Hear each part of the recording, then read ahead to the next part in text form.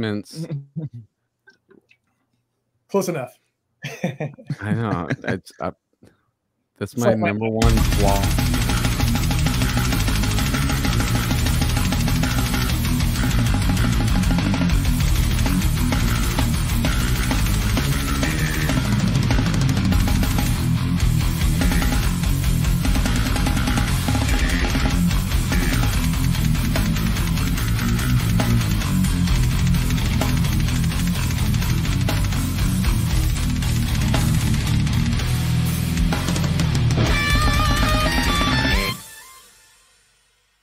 What's going on, everybody? Cali Death Podcast back once again, episode 199. I am your host, Anthony Trapani. Got a couple of resident homies with me tonight, Casey Howard and Joel Horner. What up, dudes? Hey. Yo. Gonna be missing the professor again tonight. He's down in Mexico tearing it up with the vomiting violently. He's vomiting violently for the Mexican people. That's awesome. It's probably going crazy there. I know, dude. And tonight we're joined by Bjorn Danov from Vehemence. Vehemence. I know. Vehemence. We were having a discussion pre-pod about how I pronounce the band. You know, everybody who's been with us for a long time, I fuck up the pronunciations of a lot of things. I always said Vehemence. That's very wrong. Vehemence is what I always thought it was too. Vehemence is what I always thought too. I mean, look at it phonetically. Vehemence. I know. I was corrected. And again, I was corrected by Siri. I was telling you guys I was corrected by Siri. If we say Vehemence to Siri, she just says the humans. That's literally the translations. Vehemence. Oh, just think of it as VIA, vehemence. Right? There, exactly. Vehemence. It's like my fucking name. I gotta explain it all the time to everybody. Yeah. Okay. Well, we need to get this squared away right before we start any more discussion. We tried to get it squared away before we started, and I still fucked it up. Yeah. I mean, we're big fans of necrophagist and cephalic Capharnaum, cephalic patronage, cephalic carnage, and like we're like really big fan. Yeah. Oh, dude, what's up, Trev? Love you, buddy. My son's in the chat. What up, dude? Oh, hey, what's up, Anthony's son? No, I know Trevor. What's up, Trevor? Taller than me, dude. I'm looking up at him. Trevor's gonna beat our butts if we don't. Tallest kid on his basketball team, dude. I went to his basketball practice. He's the tallest kid. 6 center. What up? All right. And we were gonna have Nathan on tonight. Hopefully Nathan will be coming on.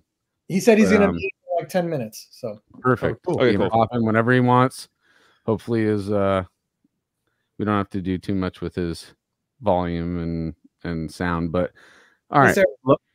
Thanks you for being with us on this Thursday night, everybody.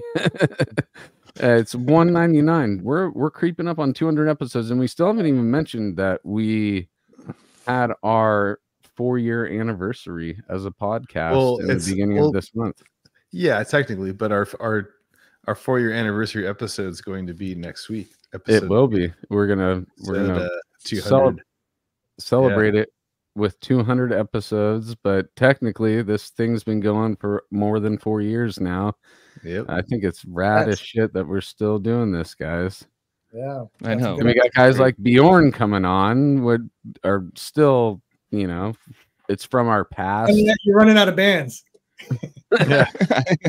There's actually like a million bands. It's like tip of the iceberg type thing. Yeah, no, it's so many. There's so many fucking bands. Like, can we talk about how many fucking bands there are?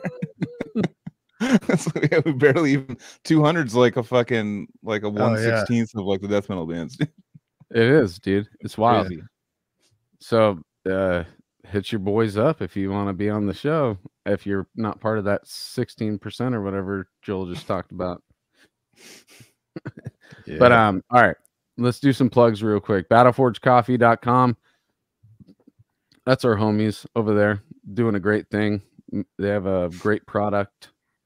They also have merchandise, but the product is really what it's at, and it's delicious coffee beans that they produce, and it's our homies from Deeds of Flesh that run that company. They should do some crossover merch, dude, like Battle Forge, but like have Deeds of Flesh logo on there. I think that would be a smart move. I agree with you, but I also think that keeping things separate and just, I mean, that logo's sick, dude. And I know, but like a couple pieces of merch, because I always like, whenever you go like Battle Forge Coffee, blah blah, or homies and Deeds of Flesh, like people on the show will just be like, oh fuck yeah, you know, they have like it's like an appeal for death metal folks. I'm sure you would have thought that the first blend thing that they would have done would be a Deeds of Flesh thing, but either way, dude, it's good coffee, even if it had nothing to do with Deeds of Flesh. That's what the truth is. And they do it right over there. They do their due diligence and really they work with a sick roaster and source their coffee properly, and it's a quality product, dude. So battleforgecoffee.com. Everybody drinks coffee. That's where you should get it if you're down with technical California death metal coffee. Technical coffee, dude. It's super complex. GeneratorRehearsalStudios.com in Oceanside, California. That is a physical rehearsal space that we would want you to go to if you're around that area and you're looking for a place to get creative. That's the place to go to and generate your rehearsals at GeneratorRehearsalStudios.com. Wow. Wonderful. That was good. Hey, is this Joseph is playing? Oh no, that was already happened. That one already happening today. Oh no, but he's in Mexico with TVV, right? Yep. Yeah, okay. Probably already happened, right? Or no, they're on the same time as us right now. Mexico's like 3 hours ahead, dude. Yeah, dude. It's not like they're days. Dude, it's not Australia or some shit, dude. It doesn't work south. That's not how it works. But if you go from Brazil, it's like winter, right, or summer right now, or something. Yeah, but it's still like similar time zones. Time's still, still time zones are the same. Yeah, it's a little further than, yeah. Anyways. Yeah, go if you're in Mexico, go check out TVV. What up, Diego? That's what's up, dude. That's the fucking riff wizard. You know what's funny is he was holding up a Heineken right there, and it looked like it said liver on it. I was like, that's so terrible. It says silver. Dude, what a fucking party animal. That man right there, you would be so stoked to have a physical interaction with that man. Oh yeah, Diego's the best. Hell yeah. Fuck yeah. Well, Bjorn, where do you want people to go involving you? And I'm gonna have a problem with it all night, dude. Vehemence. I mean, Vehemence, bro. To go, I wanted to check this new reissued record that we're doing. It's a remix reissue. Of which one? Helping the World to See. It's not. When I say new, I'm talking 2004. Yeah. Oh yeah. It's awesome. I got a fresh new lens on it, and it sounds great. In my opinion. Hell yeah, dude! I was listening to that, getting prepped for this episode. I had a blast going through your guys' discography and watching the progression that you guys took throughout the whole process.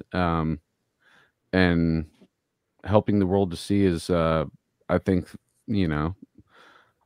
that album that shows you guys in full form. You know what I'm saying? Like, you guys with the first two before that. I mean, God Was Created was my first introduction. But actually, before I do this, did you finish doing your plugs? I'm sorry. I don't have much. So you're Helping the World to See is coming out. Is it coming out on vinyl? Yeah, coming out on vinyl. Redefining Darkness Records. Joel Casey, I don't know if you remember Tommy. He was playing bass in Abigail Williams on the tour we did. And, he has a podcast too, right? Like a big ass podcast. Yeah. Oh yeah. Tommy McKinnon or something. Yeah. No, Haywood, yeah, nailed it. It's his label, and he did his boy a solid. And he's putting these reissues on. So super stoked on it.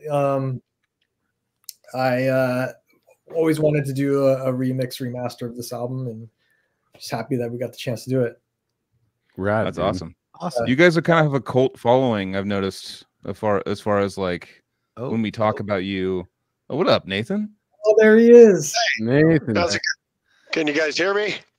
Yeah. Let me figure out some things. All right. I tried the headphones, but it was a mess. Was it bad?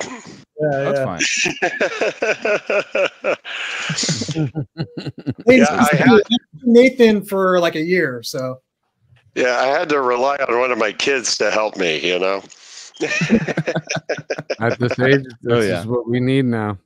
Kids to help us use devices. Yeah, I consult a young person anytime technology is involved. Yeah, I'm with you, dude. I was on a my wife. We had she had an unfortunate family passing in her family, and a person I had not met. We were doing a Zoom meeting with like people that were only like 65, 70 or older. It was like 15 people just going like, and when I was putting it was on Zoom. So like anytime people would make noise, it would be their face on like front screen. And there would just be a guy just going like, just and I was just like, people just going like, what the hell's going on? And it is kind of like a cultural, you know, like just kids that grew up with it. They just have it. And it's funny. It's fun. It's fun for me to watch people because this is like alien software that they have to use. You know, they're like, right, the fuck is all this? You know, and just watching them have it, and they did really good for for having that many people of that age or higher in a room, just like talking. I was like, there was sometimes that me and Osa, my wife, were just sitting there, just going like, trying because it's like a really somber thing. But we were like, dude, this is like almost should be filmed because like it's just like the mistakes, but it's fun. It's awesome. Yeah, any level of success is a huge victory in that context. 100%. So we were just talking about the reissue coming out. When is that going to be released? It's helping the world to see. Is that? Yeah, it's sooner or later. You know, delays with vinyl. Yeah. So that's right. I would say, you know, within the next 2-3 months. I'm just guessing. I don't know. Yeah. Hear that, Tommy? 2-3 months. It's coming. Let me know. I'm sure. Correct me if I'm wrong. That's cool though. That's really cool though for you guys. I mean, right before Nathan jumped in, I was talking about how you guys have been. It's kind of like from what I've noticed in like the underground death metal scene is kind of like a Big Lebowski. Like came out wasn't like you guys weren't like headlining every festival and doing everything, but like people are like you get brought up a bunch. Like now it's kind of like that band that gets brought up and I'm like, I know Bjorn. What the fuck? And they're like, I'm like, I look at this band. This band is it's one of those bands that has something for everybody. And as a metalhead, you know, if you are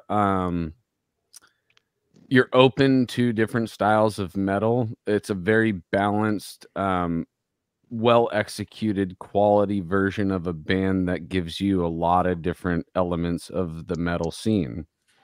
They can get as brutal as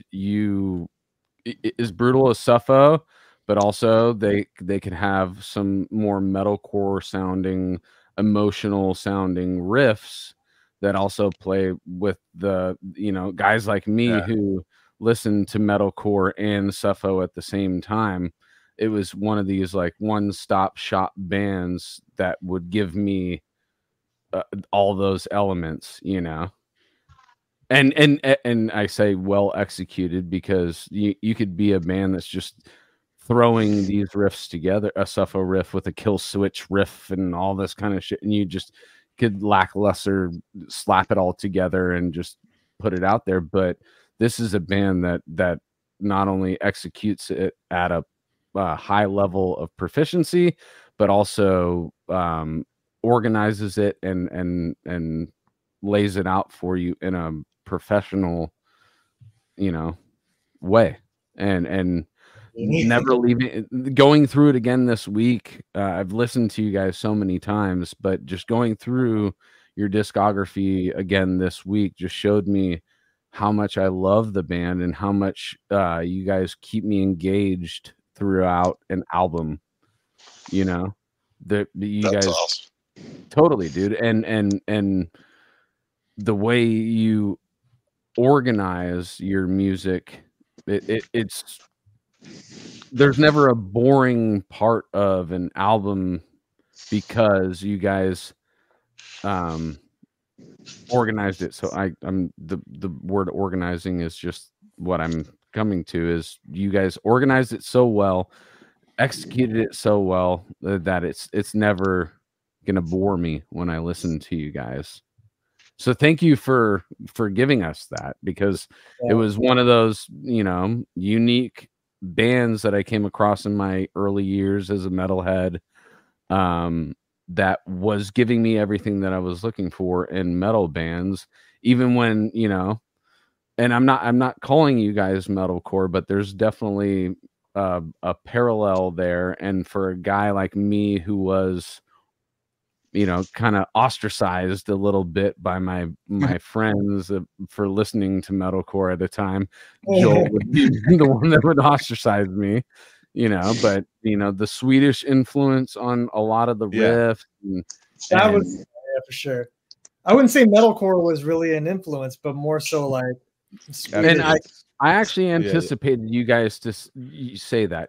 I was a guy who came in later because, you know, you guys might be a little bit older than me. I was born in '84, so I was introduced to metalcore at basically the same time as At the Gates. Yeah. So it all kind of like blurred with me.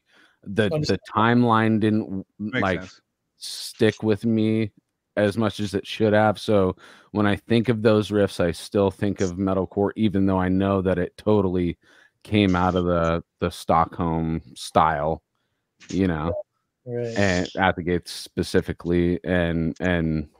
But yeah, just the way you guys showcase your influences in your music while also adding something that shows to be unique and to be you guys as well. It was something that stood out to me very early in my crate digging days of being a young metalhead.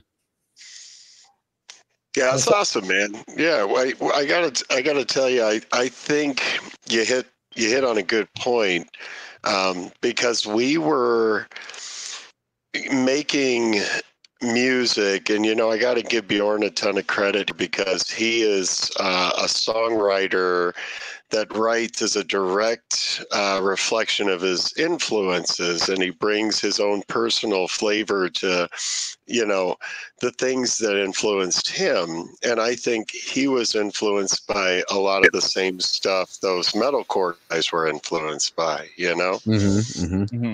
And so definitely. I think that's why you would see parallels in the sound, because, you know, kind of these guys were listening to that same stuff, and you kind of approach it from a, you know, just a little bit different angle. I think metalcore, you know, it draws on more of the rhythmic and less, you know, less predominance of the melodic. The melodic is an important aspect, obviously, but very important. It's not, you know, I would say there's more of the, you know, kind of the aggression of the rhythm.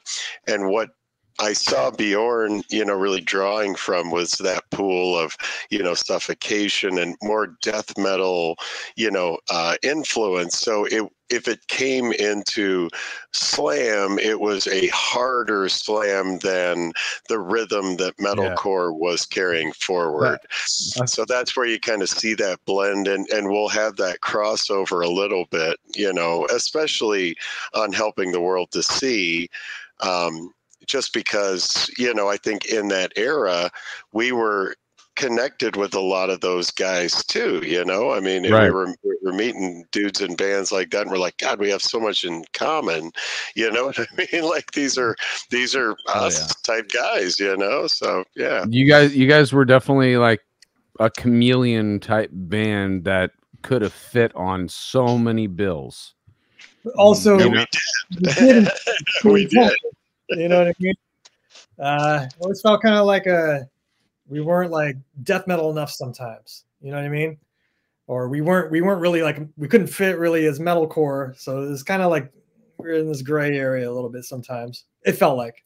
But when you say not as death metal, I think that some of your most brutal aspects of your band is on par with everything brutal that is today. I mean, when you listen to Thoughts, or you listen to God Was Created, and even on Helping the World to See, the last song, Her Beautiful Eyes, that you guys fucking throw down on. Yeah, it throws down. Sure. Well, I mean, speaking of like Her Beautiful Eyes, that is one of our oldest. That's from the 90s. I was actually that was one of my questions. I was gonna say, is that a re-recording of, you know, Thoughts or earlier era? Because it's earlier. It harkens back to the feel when you listen to Thoughts, which Thoughts has such beautiful and brutal aspects to that album. Well, I mean, when we first started out, we were more like kind of mosh riffs. We had a lot of moshing kind of riffs and groove kind of.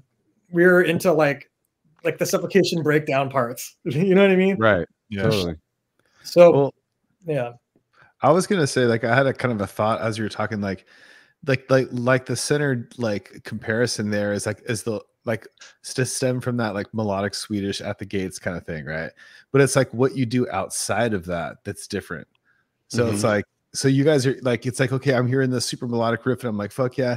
And then it's just like, then it just throws down some fucking brutal heavy shit. I'm just like, fuck. And the drumming is so good. And so double just a lot of fun for you, man. Ripping, dude. Yeah, man. Like and so it's kind of like that band like Quo Vadis. If you guys heard of Quo Vadis? Yeah.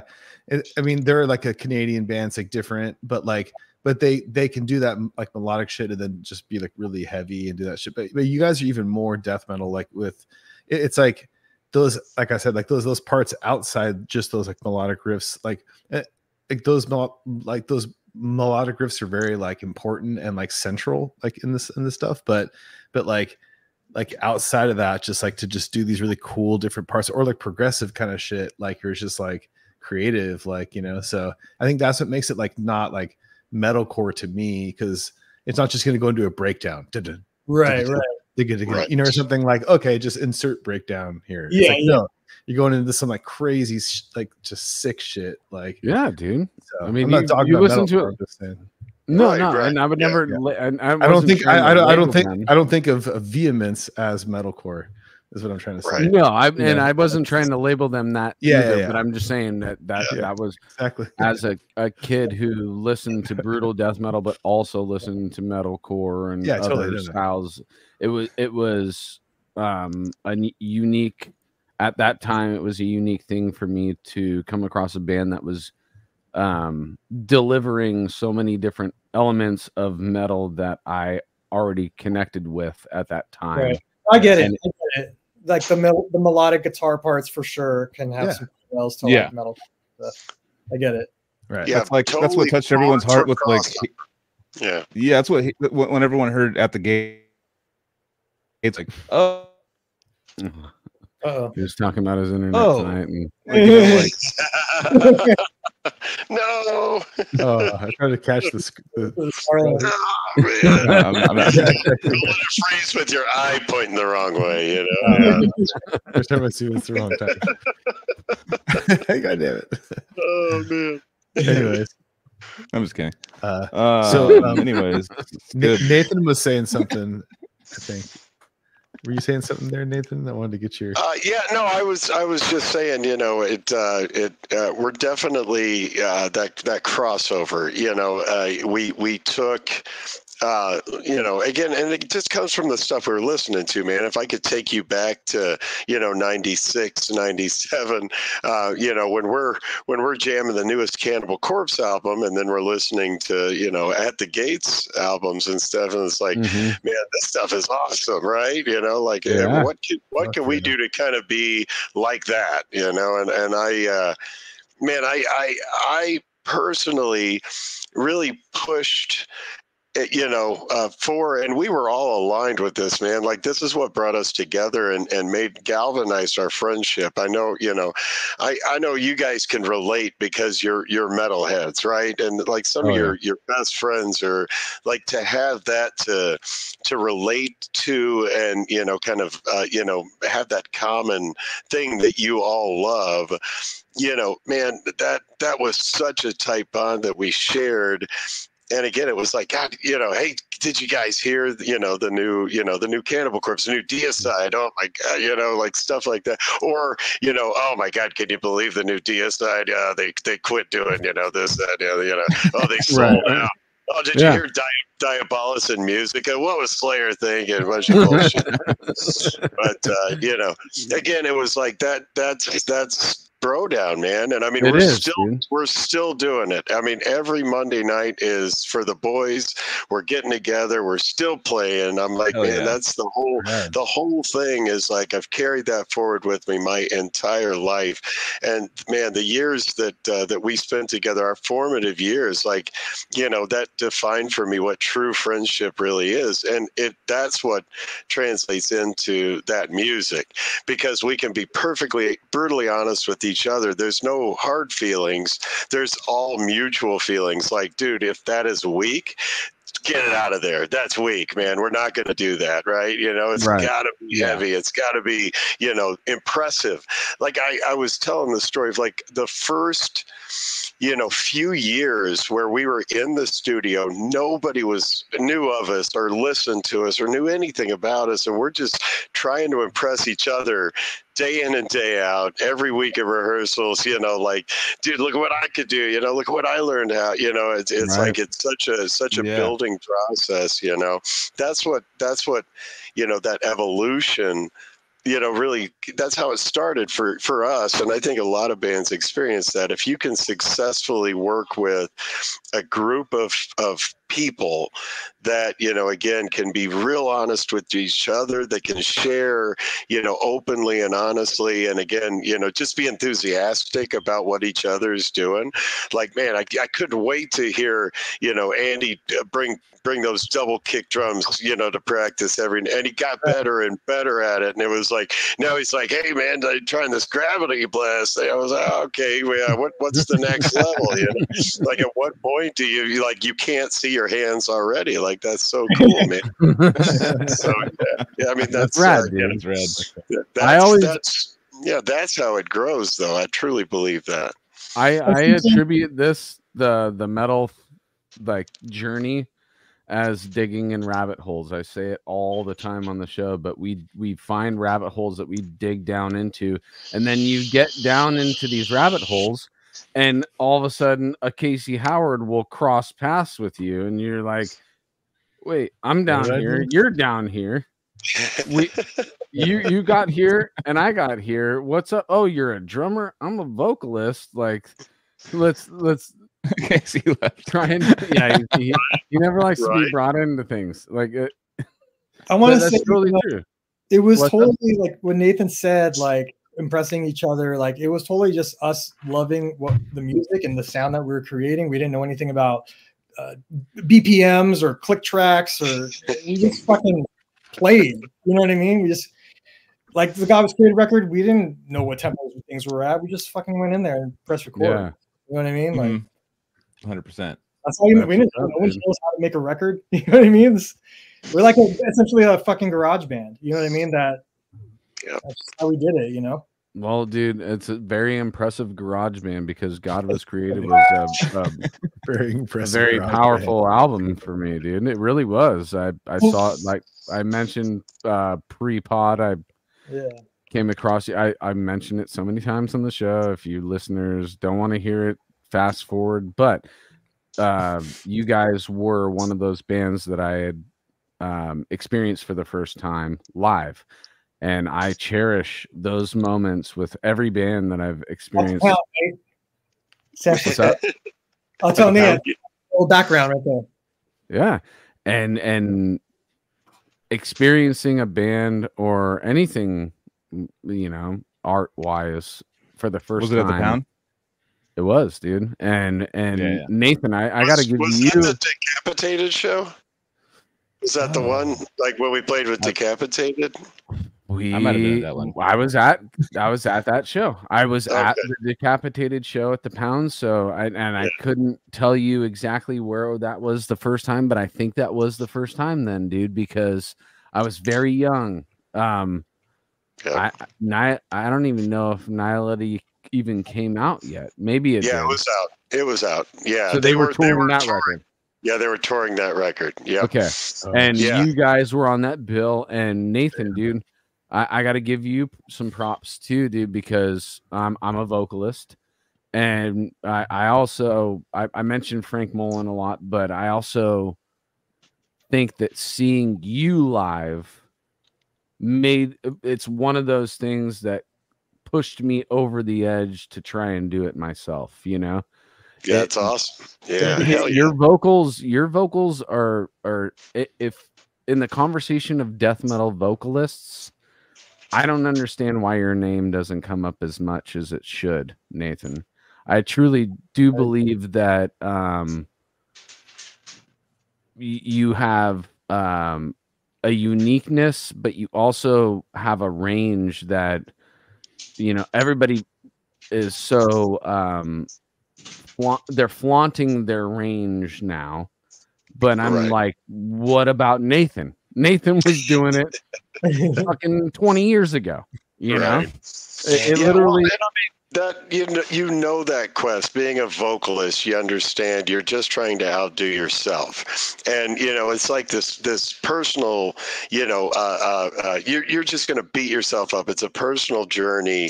Every rehearsal is like, okay, I suck. I'm just going to keep trying, but man, I suck every single time. I was just talking about this on Monday. I was like, man, I really want to start working towards getting more like tone and harmony into the voice, but I you know, I feel like I'm old now, right? Like I'm an old guy doing vocals, so it's, you know, I see these, you know, the newer guard of vocalists, and like some of the guys coming out, it's just like, holy shit, man. You know, what's that Slaughter to Prevail guy? What the fuck is this? You know, Alexander. Alex Terrible, right? So this fucking guy on a massive fucking stage, and the whole thing cuts out, and this son of a bitch is just fucking growling with no mic and no support, and he's just up, and you could fucking hear it. And I'm like, you know what? I had that happen to me at a metal fest. It pissed me the fuck off because I was like, nobody can hear me. And I was like, oh, okay, well, you know what? I probably should have been like this fucking guy. I probably should have been better, you know? But again, I'm like, that's, you know, it's really flattering to hear that influenced you that way, because, and I mean, like, that's the ultimate reward, man. Like, I don't desire for people to give a fuck about me. You know what I mean? Who the fuck am I? I'm just some dude, right? But I do this for myself. I do it, you know, just for the emotional reward of being able to have it come together and have my buddies say, hey, dude, you know, you did good, right? I'm like, I'm done, right? Yeah. Reward. Thank you. I did it. I nailed it. Awesome. Right. So I'm like, that's the payback. But man, that Decapitated show at the Pound, though, stood out as like, I was like, man, it was on all cylinders. Like, we had played just the right amount at that point to where it was just so natural and everything just really lined up. And it was even funnier because I was so pissed off that night in particular, because the fucking guys made me go do merch, and the Pound. The merch, they had us out in the smoking section outside. And I was like, you sons of bitch, I'm going to miss all the music. I'm going to be outside. Nobody's going to be out there. I'm going to be sitting on my ass by the T-shirt. Breathing cigarette smoke. Yeah, like a moron. And then I realized, oh, hey, wait a minute. This is San Francisco. Not one person was smoking cigarettes. And all of a sudden I was like, dude's handed me like a bong and like a pipe. I'm like, you know, obviously back then it wasn't the, you know, legal, right? So I was like, dude, San Francisco's the coolest place ever, man. Yeah, this is we did smoke a ton of weed in that back little area, dude. Man, it was perfect. I was like, dude, the Pound's got it all figured out. Why don't more clubs do this? Was this in? I'm looking it up right now. August 16th. Was it the Summer Blasphemy Festival with? Incantation. Incantation. Yeah, Incantation, Exhumed, Phobia, and it was a 1-day fest or something. Yeah, August 16th, 2002. So yeah, we that was a tour. So we were a tour package, and we ended up doing that all together with the tour package. But we spent time on the road with those guys. That's one of the examples that Bjorn gave of us not being death metal enough. There was a lot of that feeling on a lot of those shows where it was like, man, some of the old school Incantation fans are like, what's this? Oh yeah, no, man, you got feelings, you got all these melodies.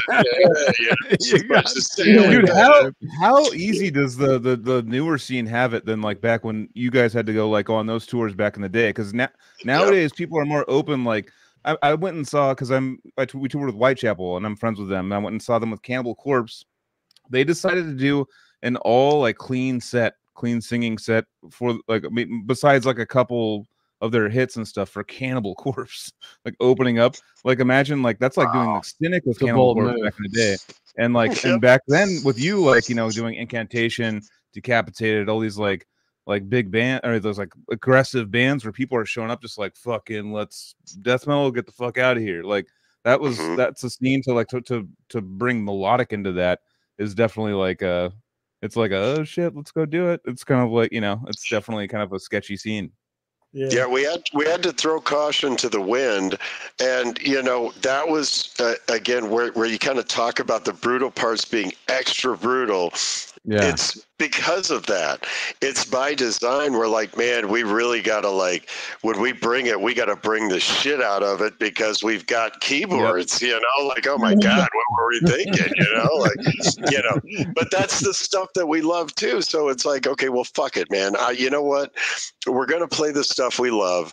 We're going to do our best to win these guys over. And in a lot of circumstances, we were able to come out the victors in that challenge. And, again, the goal was, at the end of the day, man, we just wanted to, make sure that we were doing the stuff true to what we did, the stuff that we impressed each other with. We were like, no, man, this is just us. So we're going to bring that forward and see how I throw it up against the wall, see if it sticks, And I think that your vocals were the tether that kept everything together, because you kept us death metal. Yes, right. You're the epitome of the death metal vocalist, right?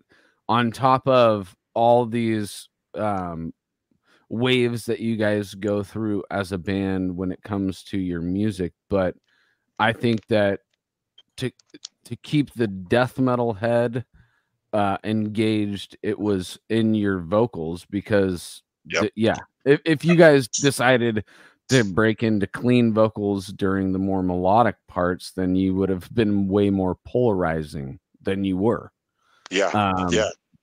But I actually enjoy clean vocals in music, and I wasn't against changing or like adding that to certain extreme bands, but the fact that you guys were doing what you were doing and you had such a brutal voice, dude. Nathan, like we'd come home from watching you live and sorry, Bjorn, but we would talk about Nathan.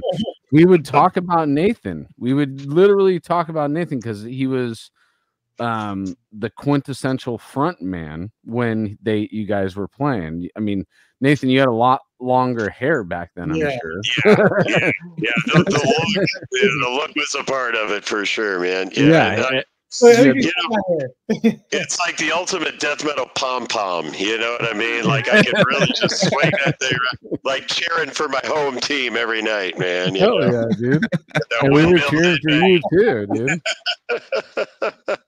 Yeah, but that's I think when you kind of say, like, okay, did I make a mark? Was I memorable?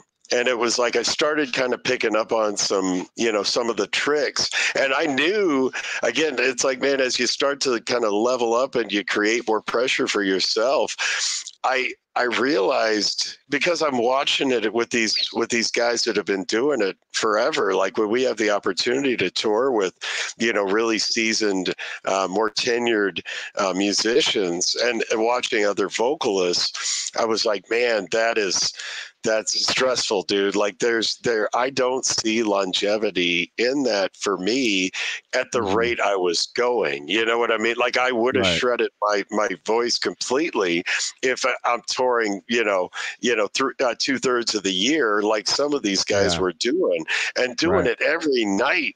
Like, holy shit, man. Like, how do you do that? And it's like I'm a Cannibal Corpse guy, right? I'm like, dude, if I gave you my fucking trinity of death metal voices, it would definitely include Chris Barnes and Glenn Benton and John Tardy, right? And when I'm thinking about these guys, I'm like, man, Chris Barnes gets shit on all the time now, right? And I'm like, man, have you heard his new stuff? Because it sounds like somebody that's been touring literally every fucking week of every year for the past, fucking 30 plus years now, right? So I'm like, yeah, that's what happens, right? That would absolutely be the struggle that I would have to take on if that was what I put myself through. So I figured out, hey, you know what? Once a week, everything in moderation, I can kind of sustain it a little bit further, right? But I'm like, man, those times I was like, God, if there's only a way, man, if there was only somehow I could, be able to do this every day at this level. But I knew it wasn't possible, man. I'm like, no, at a certain point, I am going to lose the ability to do vocals and even speak at a certain point. Like I will. A lot of the kids now, though, a lot of the kids took like what a lot of the mistakes that death metal vocalists were making, and were the like literally for me, like I can do cool death metal vocals for like a song, and my voice is gone. Yeah. And it's because my technique is terrible, and they're like, people have like they had the luxury to figure out, get these vocal coaches in, and like with the guy Alex Terrible, and there's the guy from Lorna Shore, and all these people that do these insane vocals, like they do it like 200 times a year, like for shows and stuff, and they're doing it every year 200 times a year, or 150 200 times a year. And it's like they've gotten these, like they had the luxury to find out, all right, these guys did it like this and they were burning out, all right, so why are they burning out, all right, so it's like, where's the voice has to come from, like the diaphragm, I don't even know what that even means. I'm going with a car. I'll go with a car metaphor right now. Nathan and I are a type of vocalist that just fucking pedal to the metal, like a Chevy, like a 64 Chevy, right? And these guys figured out how to kick it down to third gear, second gear, but still, be and they can do it sustainably. But I know what Nathan's talking about, dude. I'm the one that we're projectile. We are actually loud in person. When if I was to sit in a room with Nathan without a microphone and hear him do it, it would echo throughout the room. And there's something that I don't know, that Nathan doesn't know, that these guys figured out. So vocal triggers is what you're saying, like triggering. But we didn't do triggers. It was we were raw. Like that's what I'm saying. Like, but like the kid or the old school had to go like hit everything fucking full volume, full everything, and then like there's people with like triggered snares now just going like dun, dun, dun. Like, they don't have to like give their full like effort, but like with vocals and stuff. And more power to them, dude, because I couldn't figure it out. I wish we could have figured that out. I could, like Nathan said, we can hit the road every day, but there was so many times where I'm just gassed out and wondering if I'm going to be able to do it again the next night, because we put our full push into it. And honestly, also too. Yeah. Oh, I was going to say just real quick, you know, kind of on the heels of what Anthony was saying, I would even go further to say I wouldn't want to govern my vocals that way because I wouldn't feel the same way about them. Yeah. Right. I have to push that hard to get back what I want from the music. I hear you, dude. It's almost like an out-of-body experience. I know you guys can to that, right? So I'm like, oh man, why would I step it back? I'm going to give it 1,000% every time because it takes me there. You know what I mean? Like there's nothing like that. Nothing can compare. Yeah, to that. You're here for a good time, not a long time. Yeah, there you go. Right? Like you're here to like put out like what you want to put out and not be like, how do I change this for longevity and then make sure that I could. It's like then you're not going to get the same feeling from it if you're not pushing yourself and feeling in that same way you felt when you first started. Like it's going to be like, all right, oh yeah, the diaphragm. Like it's gonna take the fun away from it. It's not gonna be we're locked in, dude. Remembered it. Yep, we're locked in, and I actually love it, dude. It's exactly the same thing. Going and doing this Texas thing too. I remembered why I love doing death metal vocals. You know, being in front of a crowd that is super into it, and you know, just being that front man. I was like, oh shit, dude, I totally remember why I did this in the first place, and I'm, you know, 2 decades plus into it now, and we'll continue to remind ourselves throughout the process until we finally can't do it anymore, you know? Right. Yeah. Hell yeah. I'm imagining at some point I'll get, you know, maybe more blues, less death metal. I mean, I don't know. You know, what happens to an old death metal vocalist when we're watching it with some of the godfathers of the death metal scene, and I'm like, oh, I don't know if I want that to be me. You know what I mean? So I'm like, all right, well, I'm going to do my best to kind of keep true to the sound that I have created for myself, you know.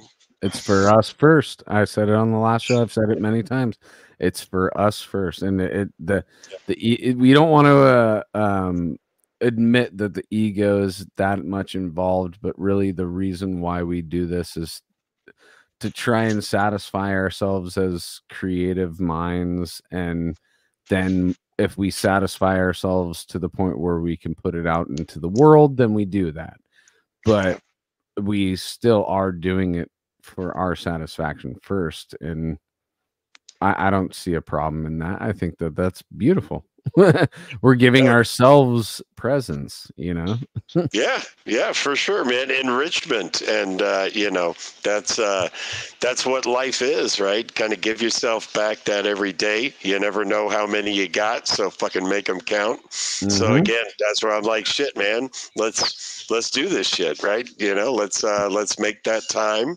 And albeit an uphill battle. I mean, sorry for being a little late here today with you guys. It's kind of the story of life, man. I'm a father of 5. I worked full time, you know, more than full time. I'm working about 60 hours a week.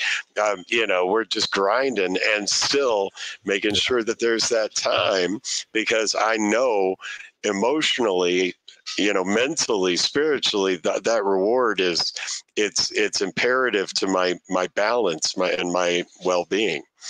Kudos to you being a father of 5, dude. I'm only a father of 3, and everybody tells me how many. Come on, man, get to work. Well, when I'm talking to you, a father of 5, I do feel reduced down to only a father of 3. But we're both tap dancing, dude. Yeah, we are, dude. All work, man. Once you make more than 2, things get very interesting. It's a chess game every single day, dude.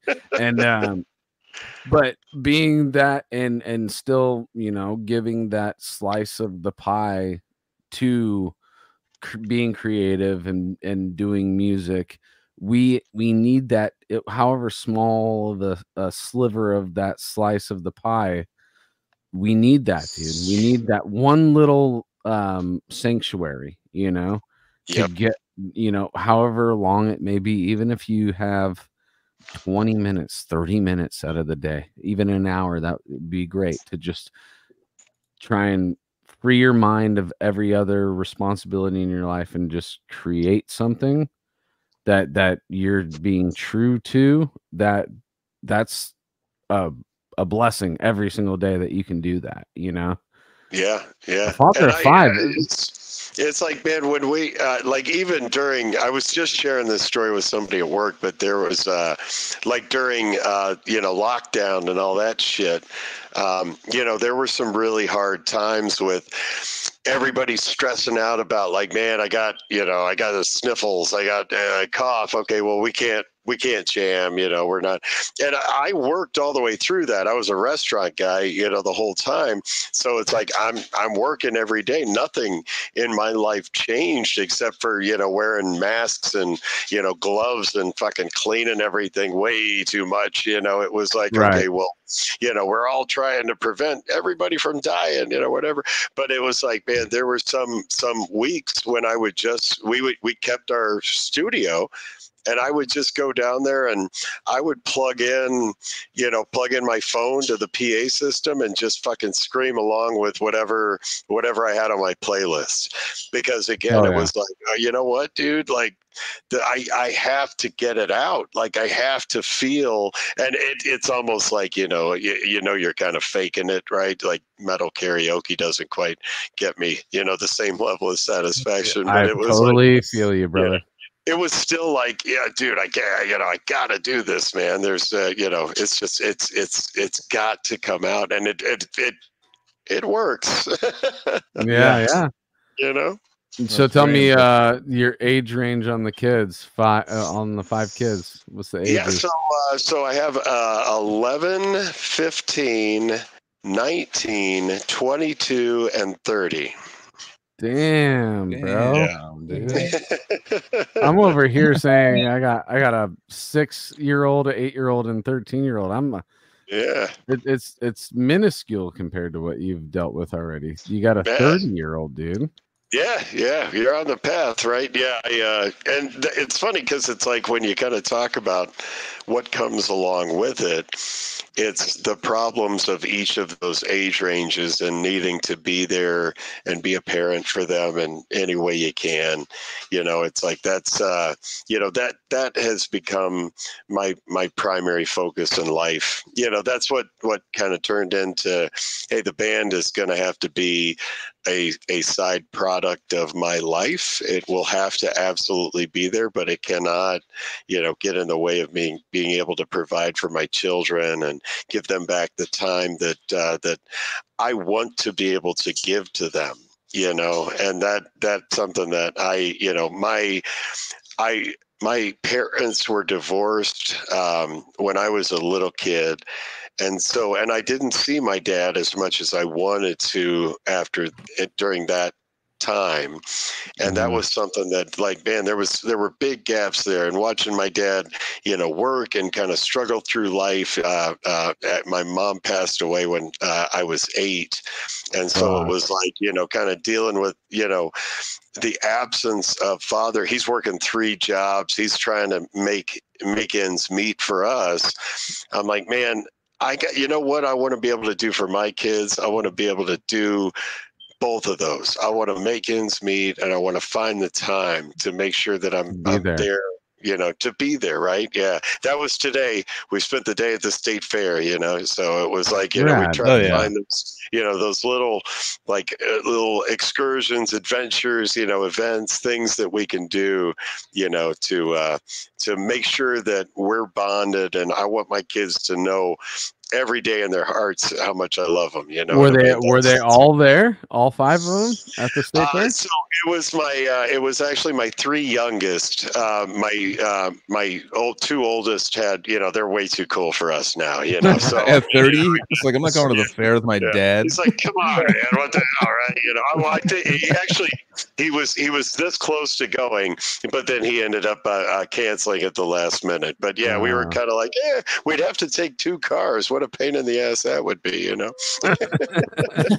That's what you get when you make more than 3. Come on, I could still fit into 1 car, dude. You guys got to get multiple cars. Right. Yeah. Well, now they're old enough. I'm like, get your own damn car, dude. I'll meet you there, right? You pay for your own parking. Pay for your own parking. That's Yeah. awesome. Yeah, that's super cool. That's super cool. All right, let's go back into some origins. We like to get to know you guys from childhood. Bjorn, I'm going to go with you first, just because we've been talking to Nathan for a little bit. Take us back to childhood, dude. Let's talk about where you grew up, and we like your earliest memory of being introduced to art or music, dude. Whatever your parents were listening to or whatever you came across. Grew up in San Pedro, California, which is where I live now. Earliest for the listeners, where is it? Where is that close to? It's Los Angeles, essentially. It's the southernmost point of LA. It's like the port of Los Angeles, basically. Mm-hmm. But yeah, earliest influences really is my dad's, old school, like hi-fi stereo. He'd play his like the Who and the Rolling Stones and Led Zeppelin, stuff like that. And my first like real like obsessive like love for a band was the Who, because my dad played them. Nice. Yeah, so I remember I was like obsessed with Keith Moon, the drummer. I would just like get utensils and like just jam along and play like whole Who records with like fucking chopsticks and shit. Is that the guy who OD'd on stage? One of those guys, didn't they OD on stage or something? Yeah, he like horse tranquilizers or some shit. Yeah, that's not how he died. But anyways, yeah, it was basically with that, and then essentially or eventually my parents got cable TV. And I started watching MTV, and I got onto like the Motley Crue and all that kind of shit, Yeah. And started playing guitar at age 12.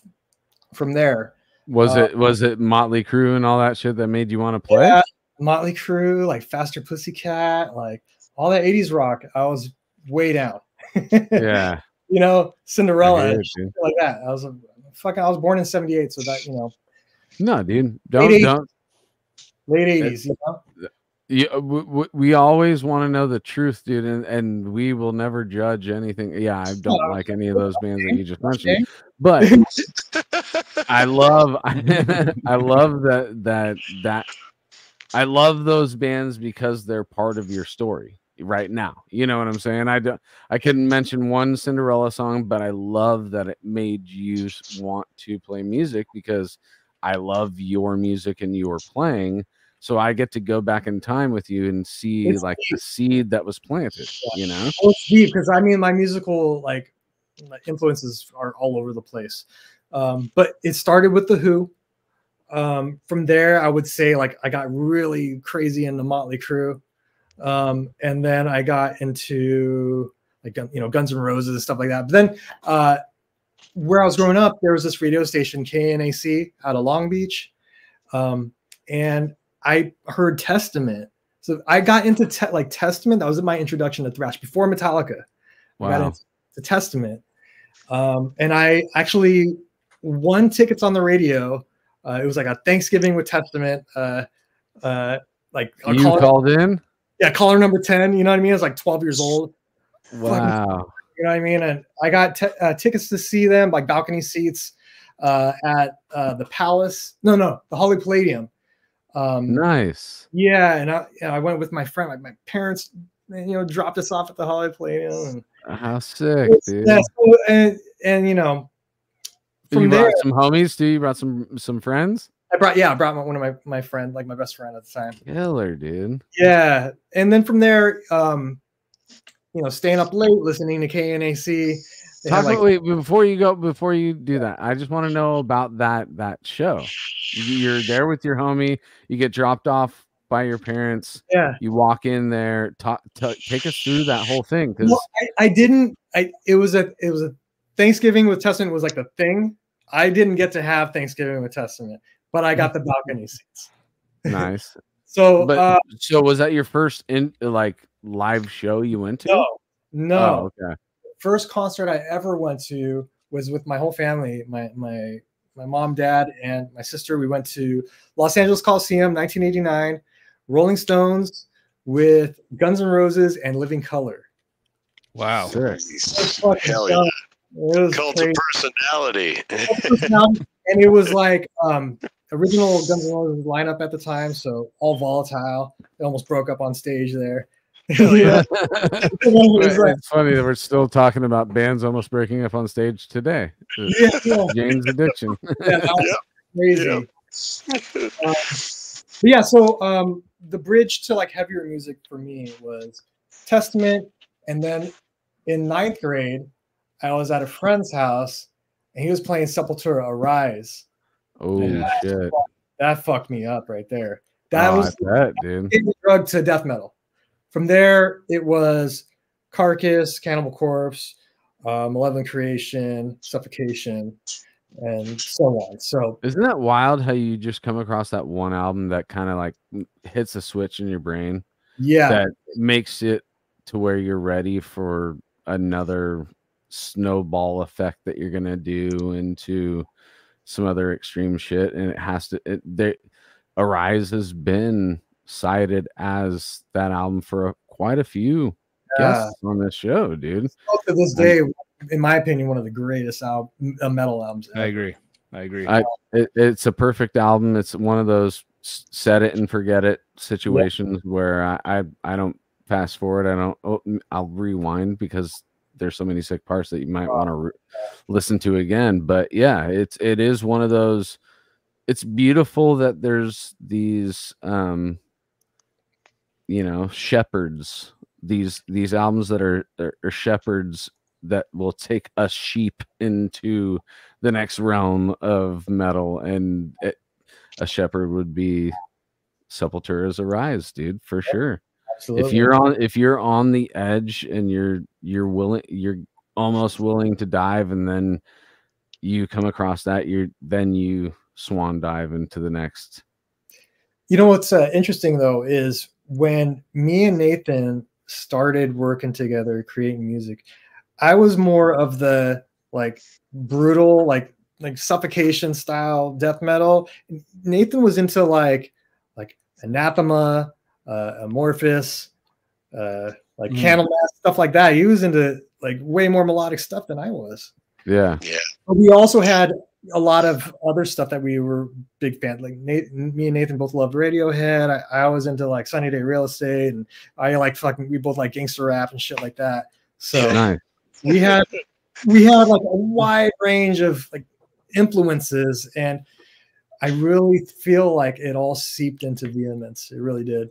That's rad, dude. Oh yeah.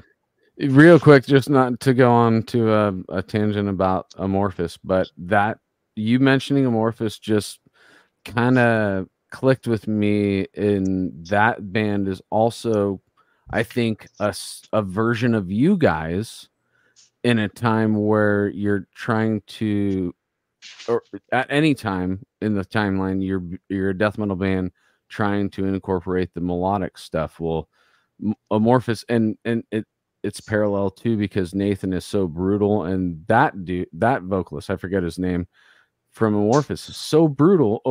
They're doing like fucking covers of The Doors and shit like that. You're like, but it works. It works. And I'm not saying you guys like lose it to the point where you sound like The Doors, but it's just adding a melodic element to brutal death metal and making it to where there's more ears that will accept it. You know what I'm saying? Like, yeah. Well, I don't think it was even so much about more. I think less was the bigger appeal to me with stuff like that. I was like, man, the deeper cut that I know nobody's heard of, that's the stuff I want to listen to, because then it's like I get to be the kind of the gatekeeper for my friends, right? I get to be the one that says, have you heard of this, right? Yeah. And it was really cool. How cool do you feel? That stuff. How cool do you feel when you're that guy? Like we're all, dude, we all get those like those times in our lives, and there's the one guy that finds all the sick shit, and you're like, God damn it, dude! I'm gonna find sicker shit than you, dude. Yeah, I know. yeah, I know. I I know. always find the sick shit, man. And then you do more deep dives, and then you read more reviews. You go, like things that are coming out back in the day, and you're like, dude, I'm not. It's funny because actually, Casey had to just take off, but like, Spawn of Possession was like one of my favorite bands. It's like a death metal, crazy technical death metal band, and we found them because me and my friend were kind of having we were in that kind of feud where I was like, dude, this band, I still remember the band name. That's how much this meant to me. But I was like, dude, Reprobation's they're saying it's gonna be the next fucking like takeover album, and he's all, I'm gonna grab the Spawn of Possession album. Just grabbed it. And then I was like, yeah, let me put mine in first, dude. Let me put mine in first. Listen to a couple songs. We're like, all right, it's not bad, it's cool. But well, I never heard of them again since. Yeah. But not saying they were good. I do remember that name.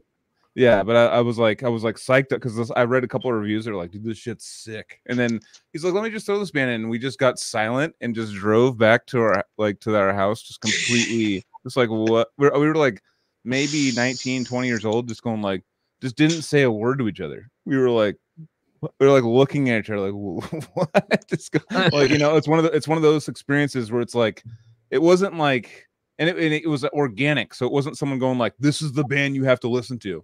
Right. It was kind of like he picked one, I picked one, and then we just threw it in. We had no idea what it was going to sound like, and then we were just like, we were like, we have to change our whole way of. And the difference between your team versus his team that day, yes, Reprobation. I remember that name.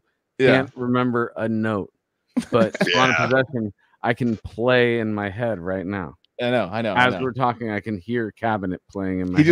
He did the artwork test. Artwork looks good. And he's like, all right, on Unique Leader. And this is like 2000, 2001. He's like, all right, well, I'll just grab this one. Is that cool? I was like, yeah, go for it. But that is an ego thing where you've collected your brotherhood of metalheads that are down that path, like Nathan was mentioned earlier, where you're just, when you find somebody who's into the same thing and you latch on to each other, and then that bubble grows big enough to where now everybody's like adding to the pile, right? And so the feeling of being in a room full of your brothers and you put something on and then it starts playing and you look around the room and people are nodding their heads. It's playing a game, kind of. You're like yes, I did it.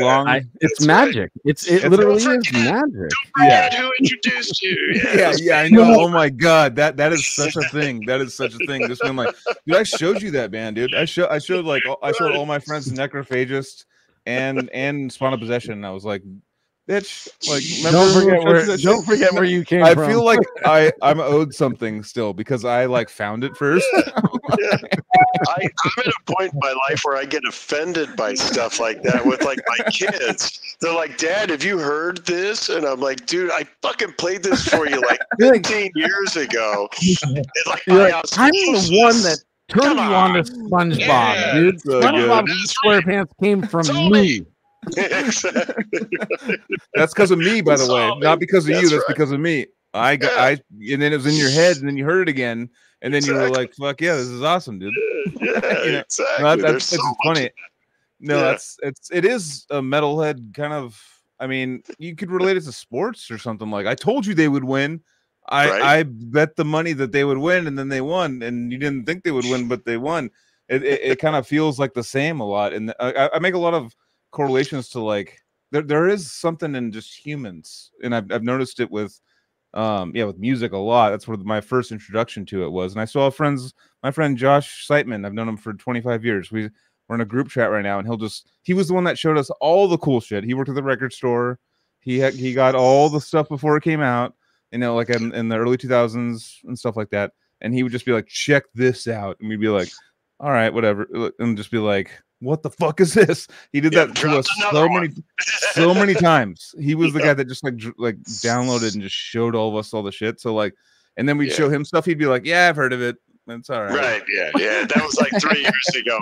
I'm always like a little bit behind too. So so to catch him, he's like, I still have this like thing in my head to like, I'm like, what do you think about this? He's like, And he's like, yeah, it's really good, but this, I don't like the singing. I just can't get into the singing. I'm like, motherfucker, dude. I'm like, what about the music, dude? Like, I mean, it's the singing is, yeah, it's base level metal singing, but like, what about the stuff? You always talk about the stuff and the rhythmic stuff behind. I like get super brutal on him because my whole life, he's that guy. What Anthony was kind of talking about, like with the metalcore stuff, like calling you out on stuff, where like he saw that I had a Poison the Well, which I love Poison the Well, but a Poison the Well CD like kind of hidden under my seat, and he looked in my car. Dude looked in my car and saw it. He looked in my car and saw it, was just all, dude. Yeah, but I don't know if I believe you, dude, because you got that Poison the Well fucking. Well, yeah, I was like, what your opinion is no longer valid. Yeah, man. Yeah, Ouch. yeah, totally. Ouch. It made you feel like you were hiding like your sexuality. He's like, why don't you just come out, dude? Like, you should just come out. No, man, no. What are you talking about? Yeah, it's not me. We're saying everything's fine. Like, I don't know. My friend left it. It's like talking to the cops. All of a sudden, like, my friend, it's not mine, dude. It's not mine, dude. Don't charge me for that. It's not mine. It's literally actually the same as if you found a dildo, you know. That must have been in the car when I bought it. I've had the car for 3 years, but I've not noticed it sitting right there. No, that's so weird. It's much better the whole time. I never used the glove box. I didn't need the storage. It was. But yeah, that was the you know, back in the day, that was the kind of climate was like, all right, you have to only find the cool stuff, and if you like something kind of whack or lame, then we're gonna judge you upon that, and then whenever you have to show us something, we'll judge you on what you've already had. And now we'll take it with less of a grain of salt because it's like it's a full like circle of life in the old school like metal community of like. I mean, it's bullying. You describe the metal community, and it's funny because Bjorn and I kind of evolved into the metal community together, and. It's funny because we really didn't have those reservations, and I started to experience that a little bit later on in my life, where I was like, now is not the time to mention, the clean vocals. Now is not the audience where I would want to tell you about my love for, Anathema with female vocals, or, what I mean? Like, hey, did you hear Nightwish? Like, come on, you're not, I am not the person to talk to about that shit. But I'll be sitting there like, wow, fuck, man, that's epic. That's like really good stuff, Yeah. yeah. Because you know how it feels, though. And then, it's funny because it's like Bjorn and I, friends for so long. I'm talking like from high school, right? And it's like he would be probably the first to kind of throw the judgment at me and a lot of the stuff I listen to. But it's just like, Jesus Christ, there he goes again. People like King Diamond, I'd be like, oh god, you gotta listen to the music, man. Come on, it's back then I only like guttural vocals, anything with singing sucked. Yeah. I was the same way back in the day. So, Nathan, you and I were the same guy in our group, dude. Yeah, that's what I'm saying. Yeah, I was literally trying to be like, but dude, check out the shred. No. I want to add. Before I moved to Arizona, so I grew up in San Pedro, and there was a death metal band out in San Pedro, like a high school death metal band. They're called Detriment, and they've been around forever. And they made a demo, and they borrowed my guitar and they tuned it to B. And then like 2 weeks later, I moved to Arizona, and my guitar just remained in B. And that's how Vehemence got our tuning. No shit. And learned how to adapt to B tuning. Local band San Pedro influenced us, and it's been our standard tuning since we started. I mean, so was at the Gates. I'm just letting you know. Yeah. No, I'm just kidding. I mean, if you talk about their influence, it was like they were Carcass. You know what I mean? Carcass. Yeah, so, B around there. Yeah, totally. So that's you go back even further. You know what I mean? So, I mean, influenced by a local San Pedro band, and it just carried over to us. I'm trying to get with the times. I got I have an 8-string I just bought a couple weeks ago just to try it out, and I was like, you see this relic right here? That is the anti-8 string. Or no, actually, I mean, with the Meshuggah and stuff, you should. Is that a line 6? Did I? That's a line 6 pod. It's version 1. Dude. Version 1. Damn. I got it like 2 years ago because I wanted to. See, dude, we're old. We're old now, dude. We're doing the like, dude. Jimi Hendrix is the best guitar player. Fuck you, dude. We're doing that now, dude. Play Strats now, you know. No, I love Strats. I love Strats. I got a Strat right here. Yeah. Sorry, it's backwards.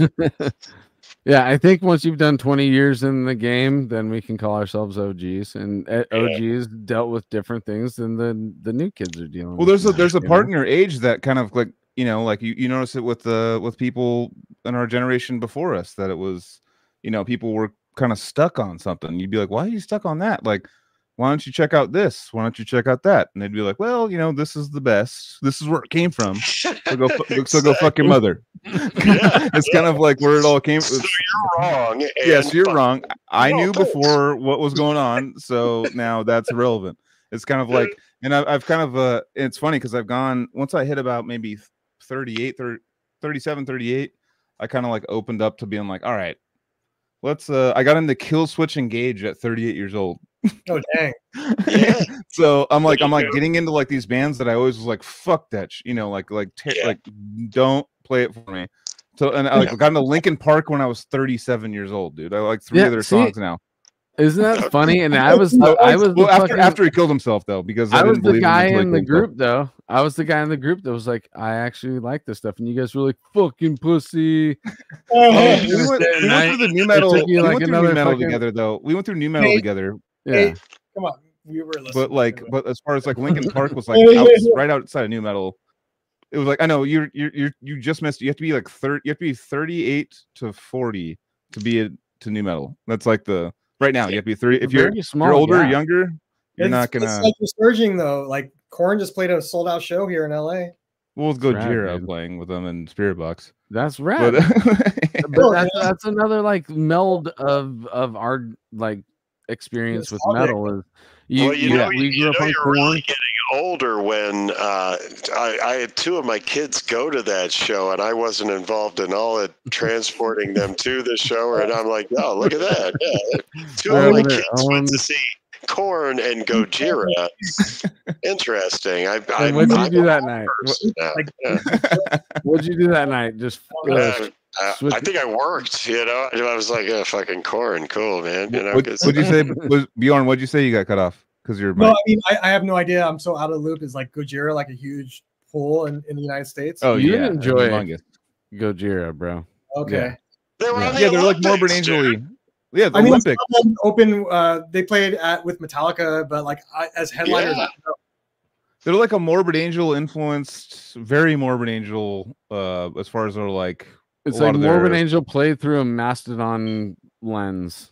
Okay, yeah, that's what I would say.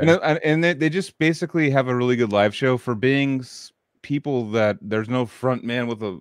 They're all playing instruments, and somehow they just bring this like energy and like you believe them. You believe them. What's the first record called? The Red Album, or not the first one, the second one? Because Terra Incognito, I think, was the first. Yeah. I mean, for me, it's From Mars to Sirius is my favorite. Bjorn, is that the red cover with the whale? Yeah. John was the guy that introduced us to Gojira back in the day. So, like when they first came out, he was like, "You guys gotta listen to this band Gojira," and I think Andy got into it a little bit too at that time. But this was like, you know what I mean? Like they were super underground, like nobody knew anything about it, right? Yep. So to see him on the Olympics and now playing these shows, it's kind of like I was telling my kids about seeing Amon Amarth at the Pavilion out here. I was like, you know, your dad played with that band on tour, like we hung out every day, and now they're playing the Pavilion. You understand? I was like, no. Competition with Obituary and Carcass and Amon Amarth at the forum. Crazy. How do your kids react to that, Nathan? Because I know how my kids would react to it. Yeah, well, so I mean, I'm dad, and I'll always be dad, so it's kind of meh. But you know, I got to tell you, one of the coolest / kind of maybe funniest moments I had related to the band was my wife noticed the UPS driver kind of like really interested in the name on the package that he was delivering, and so he delivered the package and left, but then he came back to the house and knocked on the door and was like, "Is that Nathan Gerhardt from Vehemence?" And she was like, "Yeah, that's my husband. This is where we live." And he was like, "Oh my God, I've been a fan for that." And I was just like, and how fun and cool. And my kids were all kind of within earshot of this. That's rad. And they in that moment realized like, wow, dad actually did something that was like impressive, that was impressive to at least somebody. Yeah, that's interesting. For like, look at what I did. Yeah, it didn't come from your mouth. It came from a random person that was outside of the family bubble. Guy. So it was yeah, dude. If you're having like totally cool. the rule of thumb to parents then is, if you're having trouble with your kids, just pay a bunch of people like $100 and then like just have them go like, "Dude, are you fucking that?" in front of your kids, and they're gonna be like, "What?" And then you just sign shit for them, and then you're like, "Yeah, it's all good." Like, you know, we went platinum that one time, but it wasn't a big deal. But thank you for showing up. It's cool. And your kids are gonna be like, "What?" My dad is the shit. Yeah, because that's actually what we're looking for. We just want you're a badass vocalist. Moment. You're a very influential badass vocalist, and you have kids that are just going like, "Dad, whatever, Dad," you know. And you see, I think the only time you ever see like kids really like just go like, "Oh, my dad," is like when they're fucking like LeBron James, or like fucking like when they're like huge sports stars. We talk about so much about how you have to you build your tolerance to get to metal. If we showed Cannibal Corpse to a child, it would not translate the way that it would with our seasoned ears, because we know what's up and they don't. So it would just sound like a jumbled pile of information that's hitting their ears. So when dad is trying to be like, "Hey, check out this album that I did before you guys were born, I think this is cool," and then you put it on and it's not Taylor Swift or something like that, their brain's not going to connect with it. So none of their friends are talking about it, and it's not a cool thing. It's just scary to them, really. It literally is. If dad's like, "Check me out," and then you just put on a song that you sound like a monster, then you go to your kids may go to sleep that night like, "Is daddy's monster voice gonna come out tonight?" Can I trust daddy? Up until now I trusted him, but after hearing this, I'm starting to have this. This is a side of dad I don't think I ever wanted to see. Oh, that's another thing too. Is I'm sorry to leave Bjorn out of this because I'm doing the vocal chat, but I'll be right back. Okay. Yeah, go for it. When my kids are gonna finally find my lyrics online, that's kind of crazy. I'm gonna try to. If I could tell you, because you know, my lyrics are there. And actually, I gave my kids a copy of the God Was Created re-release vinyl, and they have it hanging on their wall. So I don't really pull punches like that. I'm not ashamed or afraid of it. Yeah. And it's scary, and it's heavy stuff, and you have to be able to acknowledge those things.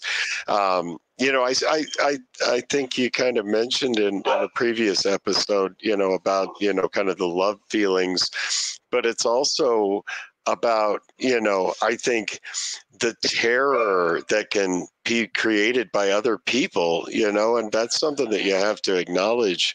And so, and I think, you know, I have to make sure my kids are clear on that. And I've never hidden anything from them in their lives anyway. So I'm like, okay, this is my contribution. Right. Yeah, and totally. Like, it could be pretty dark and it could be pretty disturbing.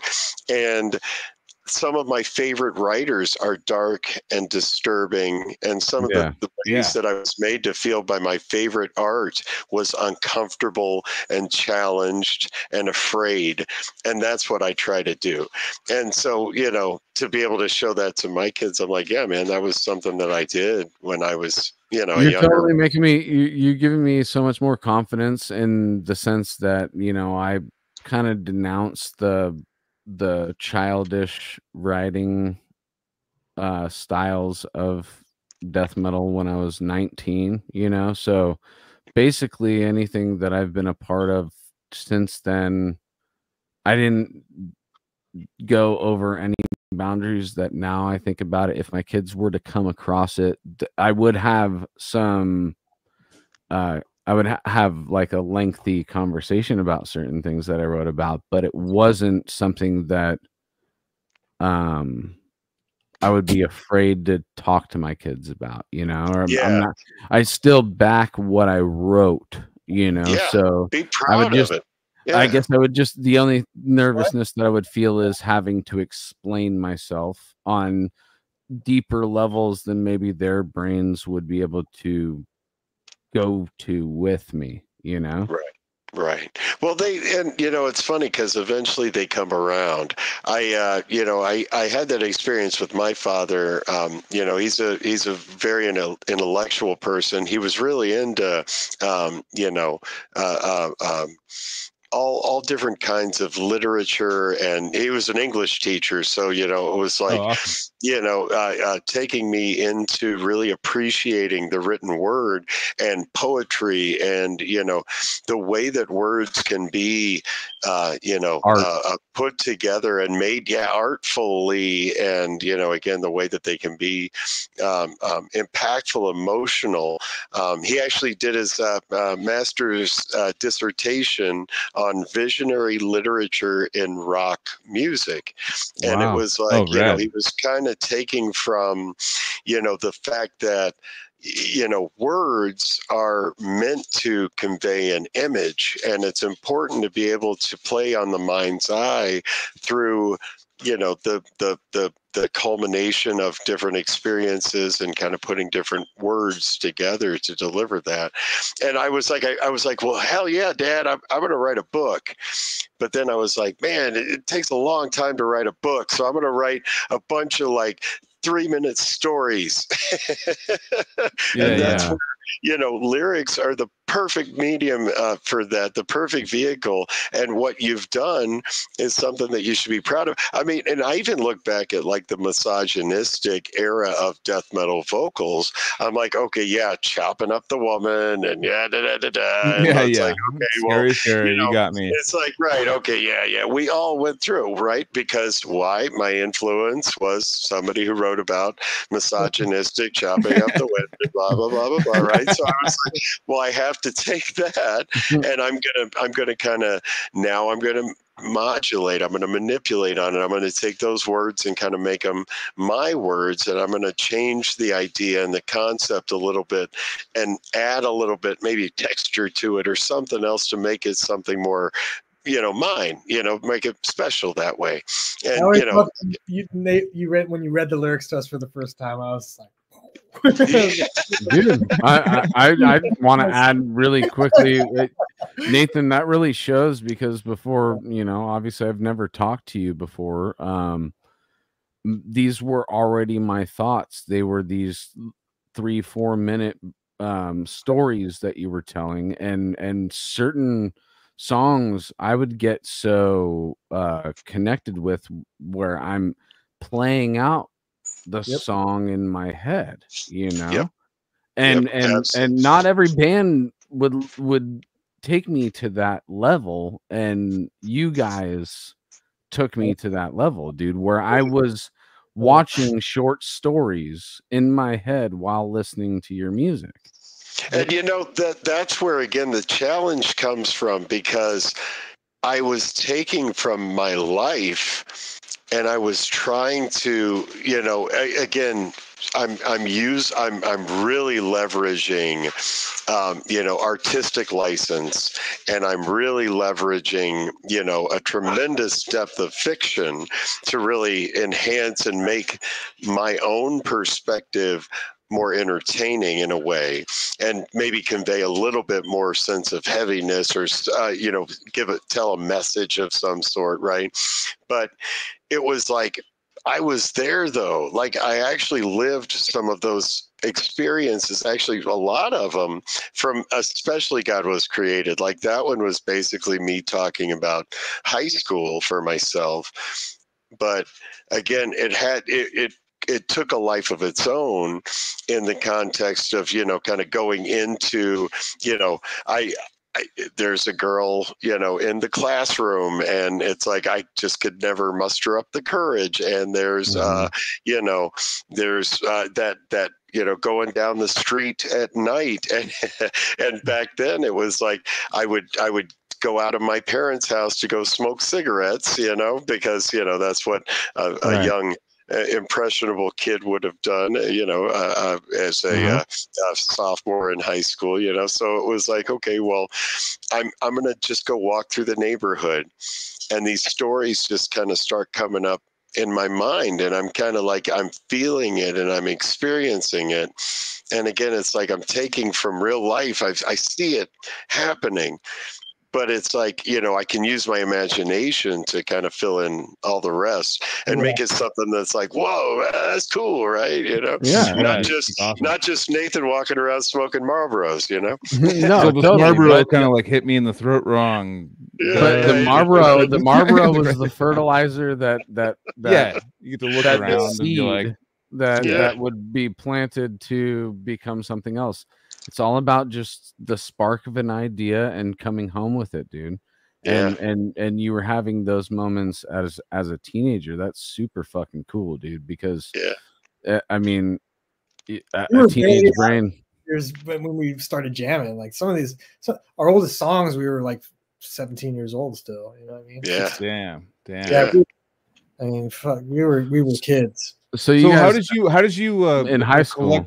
How did you collect those ideas, Nathan, when you're walking around, and did you just like have a profound moment and just be like, oh, I remember this? Or was it, were you jotting stuff down? Because for me, I've had a lot of insane moments and things when I've gone out, and then I'm just can't come back from and wake up in the morning like, what the fuck was, I'll like laugh to myself like, Jesus Christ, that was an insane night. And you didn't write any of it down. I didn't write any of it down, but at the same time, I'm just kind of just in shock that, like, you know, like there's been times I've literally gotten to a MS-13 bouncing car and just went and rode with him for a night, hammered. Wow. And then woke up in the morning, was like, and then they called me. I was like, that was a dream, dude. That was a dream. And then they called me the next day, like, dude, Joel, what's up? You're fucking hilarious. Let's fucking hang out. I was like, what the? I gave them my phone number, and. Crazy. I was like, oh my, just nights like that where you just like, I'll go for a walk, and then you go in an MS-13 like a gangster mobile, and you're like, what? That didn't happen. In the morning, I was like, that didn't happen, dude. And then they called me, and I was like, oh shit, you know, there's just crazy nights that you have, you know, like how do you? But also like one-on-one with yourself, walking around is actually pretty profound too. You can just look around and but like capturing those thoughts is pretty. To hold on, it's almost like a riff for a guitar player. Like Bjorn's probably come up with 1,000 riffs he's forgot that he wishes he did not forget. Well, you know, I've just mentioned it recently, dude. Don't forget to write shit down or record shit. However, it may come to, if it comes to you, write it down in a way that you'll remember it in the same fashion when you go back to that note or that riff that you recorded, just to re-spark that first feeling you had with something, because it's that's what you're chasing, that first feeling you have with an idea. If you still feel that same way after you saw that idea through, that's a blessing, and it's exactly what we're looking for. And really quick, before you guys go on to it, I just want to give a quick shout out to Guttural Reef, he's in the chat right now. The Reef gave me this shirt. This is my first band, Carnivorous. This is a European release of this t-shirt that I've never seen in person. Is it gray? It's silver. It's got like a shine to it. Yeah, it's like a grayish silver. And dude, he came out to Texas, saw Severed play, and we had a fun 3 days together, and he gifted me this shirt. And dude, I mean, it's so cool to not only see this thing in person, but now own it because of a fan of this show. It's just super cool that I'm talking to somebody right now, Guttural Reef, that has been with me for so long. This shirt came out in 2004, 2005 or something like that. And I never saw it in person because it was only the European release. We put our shit out on a split that came out of Czech Republic. So I'd never saw this, and now I own one. It's an XL. It's a little big, but I needed to rep it because the Reef came through. He's a really cool dude, and shout out to Guttural Reef, guys. If you guys are here with us, what's his actual name? What's his actual name? Reefus. Is it really Reefus? Yes. That's rad. Yeah, that's awesome. And his name's Reefus. Okay, come on, jeez. I mean, that's obvious, right? Yeah, I know. Yeah, it's obvious. It'd be Reefus. Come on, I mean, Guttural Reef. I thought it was gonna be Gutteralis. It was weird that it was Reefus, dude. No, actually, it's Reefolomew. No, but he's super rad, dude. He showed up. He was rocking a chain. I'm not wearing my chain right now, but he's rocking a chain and sandals. We got a picture of me, Damien, and him in all our flip flops, dude. What's up, dude? Death metal flip flops are taking over. Fuck you, Glenn. Oh yeah, let's. Nathan's gonna fight you on this. Nathan, what do you think about flip flops as a lead singer in a metal band? Man, that's a toughie. Are we talking all like on stage flops? Is that the plan? On stage flops, bro? That's what I did, dude. I feel like there's you're kind of putting yourself in harm's way because there's a lot of things that could hurt the feet in an on-stage environment. I have a great track record. You can sprain your toe if you move wrong. Think about it. Right? I've got. That's all around the corner. When you're getting into that sick front man pose with your foot on the stage monitor. Yeah, you know what I mean? Is the flip-flop flexing because they're not firm enough, right? So now you're risking breaking the flop in mid show. So I mean, hey, I'm those are things I would consider, when considering on stage flip-flops. I've always been more of a Vans guy myself, I find they're durable but flexible. You know what I mean? Like they say, like, hey, I'm here to play a show, but I could also get mud splashed on my, But you need those gel inserts. You need those gel inserts for the Vans now. They have gel inserts for flip-flops? Flat Vans. We have Vans with gel inserts, dude. Yeah, you got it. Straight up. Yeah, you have Were the old school Vans? You're like, shit, I wore these as kids? Yeah, they're terrible. It's so bad. There's no arch support. Yeah, for sure. That's insane. What? It's pretty crazy to be fucking flip flops. I mean, I'm just saying. I'm rocking them, dude.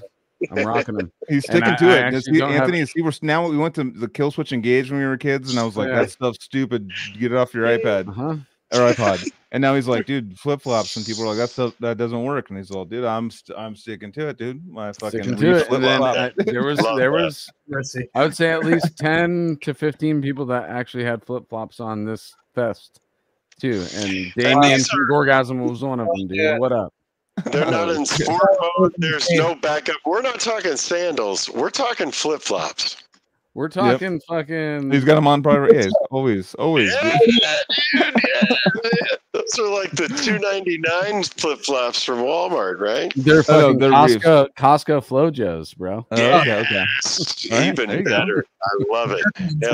Just to know, my only argument against flip flops is when people walk by them. Or walk by me with them on, like they're like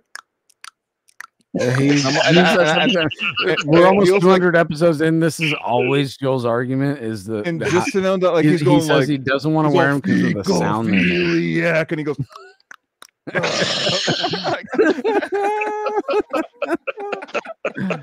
That's only that would be so funny if the flip flops did translate through the monitors. I know, just micro flip flops.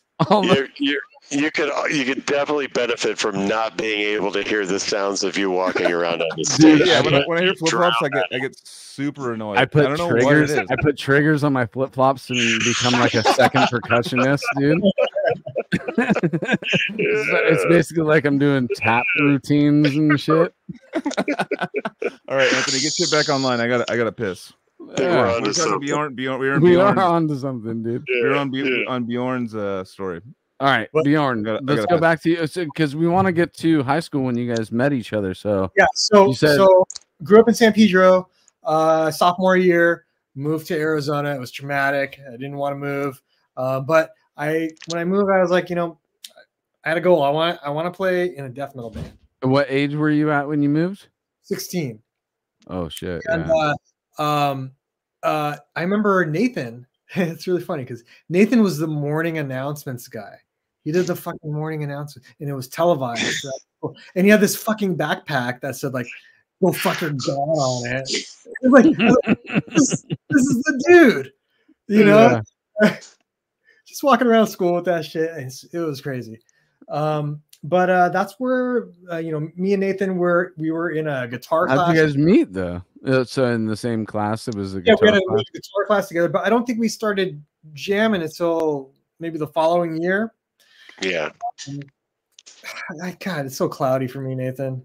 Yeah, it was. You're in the ballpark. I want to say it was kind of around that time. Like it started to be like a hanging out situation shortly after. But our friend groups didn't cross over one another at that time. Like you were hanging out with kids that were way more popular than I was. I think the first time we hung out, I think was actually the Suffocation show, right? Yeah. So I want to say that was the first, like, hey, let's go do this thing, right? Yeah. Yeah. And we recorded our first song in 1995.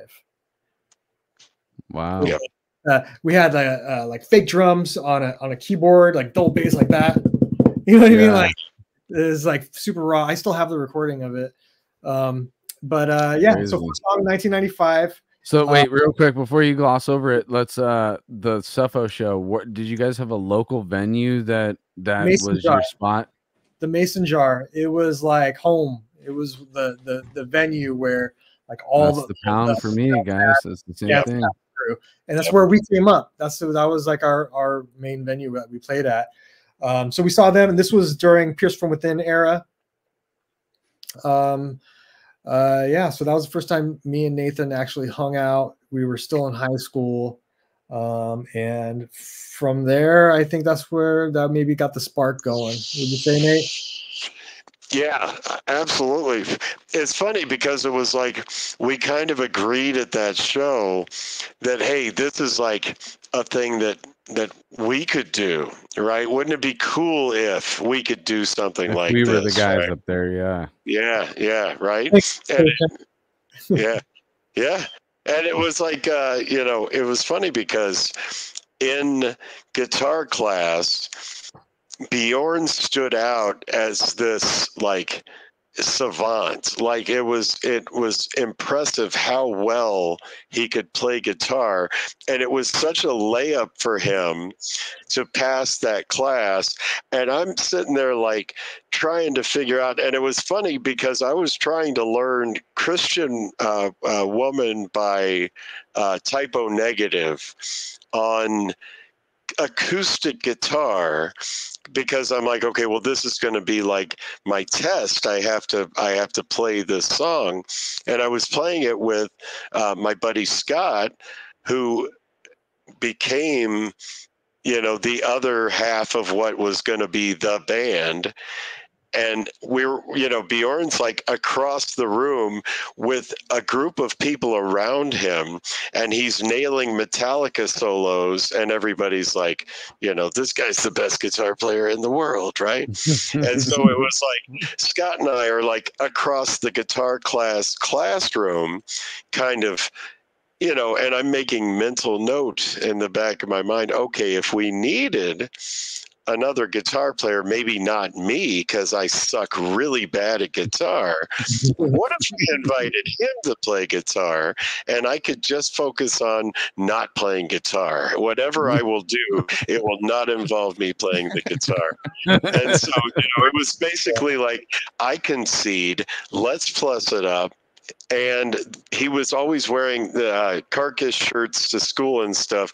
And that's when it was like I was really starting to find more of the underground death metal. And so I was like, okay, he knows what's up. So let's let's kind of compare notes and see if we can maybe do something. It was such a flag fly when you would wear your shirts. Oh my god! I was that dude who wore a Cannibal Corpse shirt like on Picture Day. I wore Tim and the Mutilated. You know what I mean?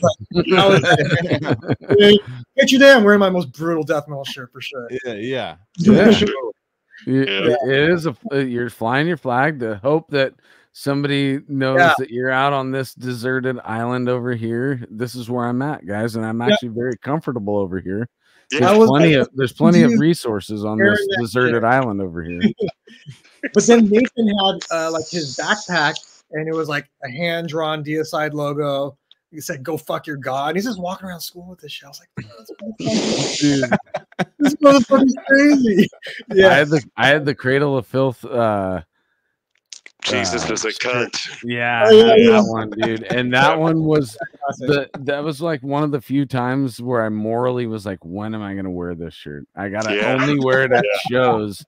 It's an appropriate occasion. If I go to Safeway and grab a couple of DiGiorno pizzas and a 2-liter of Coke, and I'm just standing in line and it says Jesus is a cunt on my back. So crazy. I'm gonna get it. It's on your back too, dude. You're fucking vulnerable, dude. And what's funny is I have that shirt on, but I'm the first one to put the divider up and be like, "Here you go, sir." Yeah, thank you very much. Thank you. Have a great day. Have a great day. Don't disrespect. It's just a fucking shirt. Oh, you've only got 2 items. You go before me. Yeah, thank you. I am totally that guy, dude. Yeah, and he looks at me, a nun's masturbating on the front of my shirt, just like, dude. What was that? Great rest of your day. What was that about? Because I try to because to me, I'll listen to old Deicide randomly and just be like, in the lyrics, I'm just like fucking so down with, and I'm just so into it because it brings me back to that time. Obviously, I like for whatever gory lyrics or whatever I'm into that brings back memories of myself. There's something that's like, it's just badass. Like I don't know how to explain. Like it's just badass. Like people are like reading the lyrics like realistically, and I'm like, you're dumb, dude. That's not what it's about. Like Bible basher, who is your God? Yeah, who is your God? I know. It's like we're not all going to like people like, and they actually try to like. There was a whole like movement to kind of ban Chris Barnes. Kind of in the last 2 or 3 months over one song that was like it was talking about nasty shit though. It was talking, but still at the same time when you put it in a news article, it's insane. Like it's absolutely insane. If you just quote it like he said, quote, blah blah blah, and you're like, no, in the context of the song and the aggressiveness, we're looking for the craziest shit we could find that would be like it's almost like someone like drop like a rapper like dropping like a gnarly like bar about like dissing your dad for being a pet, I don't know, something shitty, and you're like, damn, dude, you got him. It's kind of like the same. There's a part of the brain for metalheads where we're just like that article though will have an advertisement for Terrifier 3 on it where it's just like it's literally you can talk shit about this in the article, but everybody's excited for Terrifier 3, which is the gnarliest thrasher film of the current day. Basically, everybody says, I mean, it was pretty cool, but it's no different than all the other slasher shit we grew up on. Yeah, but slasher stuff is so predictable. I mean, they're gonna get slashed. Okay, like it's what happens. So like, okay, well, let's just wait for it. Oh, there it goes. All right. Oh yeah. And then you're like, oh, that's a cool, unique way to slash somebody, but you still are just watching. Oh, they're up and to the left. Good thinking. That's weird. Yeah, normally it's like just like straight down. I see what you did. Very unique. And but that the whole point is they don't get that what Cannibal Corpse is that on audio, an audio version of that type of movie. Oh, Bjorn was talking all kinds of smack, and he's right. He was hilarious about it because he was like, dude, you are going to get canceled, right? You know, if anybody listened to anything that you wrote, you are for sure canceled. And I'm like, you know what? If anybody really fucking cared about me, yeah, you'd probably be right. But nobody gives a fuck, and that's okay. Because that's the beautiful thing about underground death metal. Right. Is, you know, hey, it's underground, so it's just our thing. And if you don't know, maybe you just don't know, right? You don't get it. Because what you guys are describing, we get it, right? We've always gotten it. We understand. I'm not sensitive to it. It makes me uncomfortable. I'm afraid of it. It doesn't mean I fucking love it, you idiot. You know what I mean? I'm telling you, like the whole point of this is it's fucking horrible, right? Do you get that? Like that, and it was always tongue in cheek with Chris Barnes. It was always tongue in cheek. But when we were talking about Deicide, that was always a fucking punch in the face. Yes, it's like the lyrical, like the content is a byproduct. It was just about saying, fuck your God, right? Yeah. Like, man, just, you know what? Man, fuck your God, right? You know, vomit on the holy man. It's kind of like the whole... like the whole sound of it. It's like they knew in advance, like people aren't going to like the sound of it. So they're kind of just like, all right, when you hear it, when you hear it, fuck you. Yeah, when you hear it, fuck you. When you give me the like, I don't know the vocals, fuck you. I don't like the vocal. Like it's kind of like just a immediate punch in the face. Like they're worried about the content of it. I'm like, dude, the music is so aggressive. Like you're gonna be uncomfortable, and then you find out the lyrics or whatever, and you're like, oh, it's like it's kind of they're preemptively going like, hey, fuck, in advance, fuck you before you hear this, but like fuck you. I feel like that's what I kind of get from it. It's kind of because you have to go through the process in death metal. You can't just start someone off on Deicide. You have to go Sepultura, Slayer. You have to go. There's rungs to take before you just go to Deicide. You can't just like walk into Deicide after like listen. Like, oh, I like Avril Lavigne's new album. Deicide's pretty cool too. It's like you need the stepping stones to get there. So it's kind of like they know what the reaction they've heard it a million times, and I feel like that's kind of where death metal kind of got the more fuck you, gory, grosser lyrics for a long time. Was kind of like, you're not gonna get it. So how about fucking vomiting like child eating children? Yeah. How about that? Yeah. Right. Eating your way out of a pile of dead bodies is grosser. I don't know. You know? It actually is surprising how prominent that style of writing and song names and band names are still like coming up. Like, wouldn't you think that type would be over? But then you come across another band. Well, people had to go through. I mean, they're still catering to maybe the group of people that are into As I Lay Dying and certain bands like that, and they want like to have them like get shocked to be like, whoa, dude, that's way more badass. Kind of like we did back in the day. Was like At the Gates was like a standard.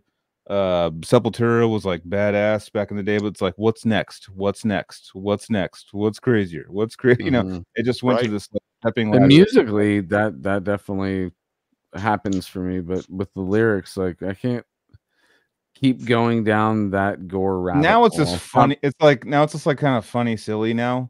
Whereas before, like when I was a kid, I was like, whoa, dude, they're talking about like, but like now I'm just like, you're doing that again? They do this shit.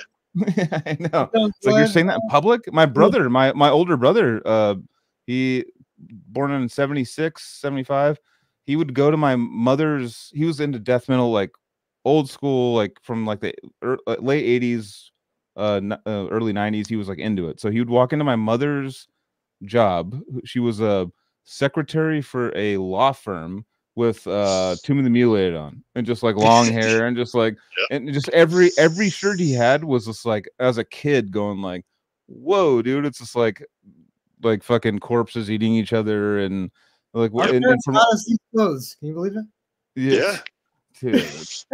I remember my parents just going like, and they were using him as an example, like, that's crazy. And I was like, yeah, that is crazy. I don't understand it. What's going on?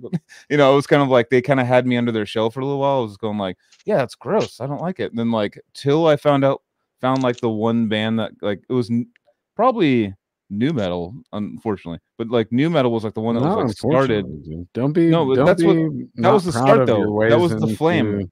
That was the flame though. That was the you know, the propane tank was going, and it was like a little flame. Yeah, and that caught it. You and I are 40, like, so we're in that one window that you were talking about, the 38 to 40. We fell right in there.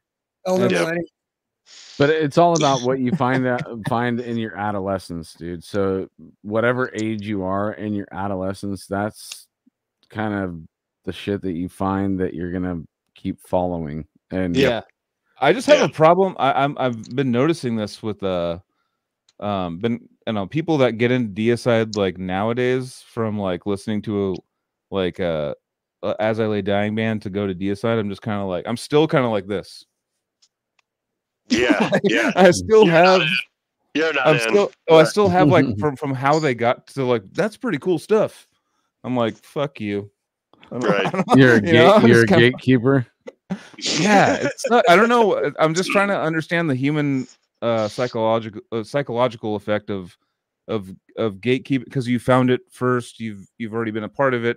They went through a path you don't approve of. They found it, and then you're like, well, it's funny though, because if you take that metaphor, you're like, now I'm going to be a bouncer for this club that's already been here, you know, but you're not really you're not on the payroll. You're just, now I've come across this club. Well, it's in my head. I'm not going to say anything to anyone. I'm not going to be rude to anyone or I'll be like, fuck yeah, DSI's awesome. So you're saying you're in my head, and everybody's allowed in, but you're still going to stand at the door like, I'm judging you right now. Yeah, I'm not like, when they walk by, I'll like fart or something. Yeah.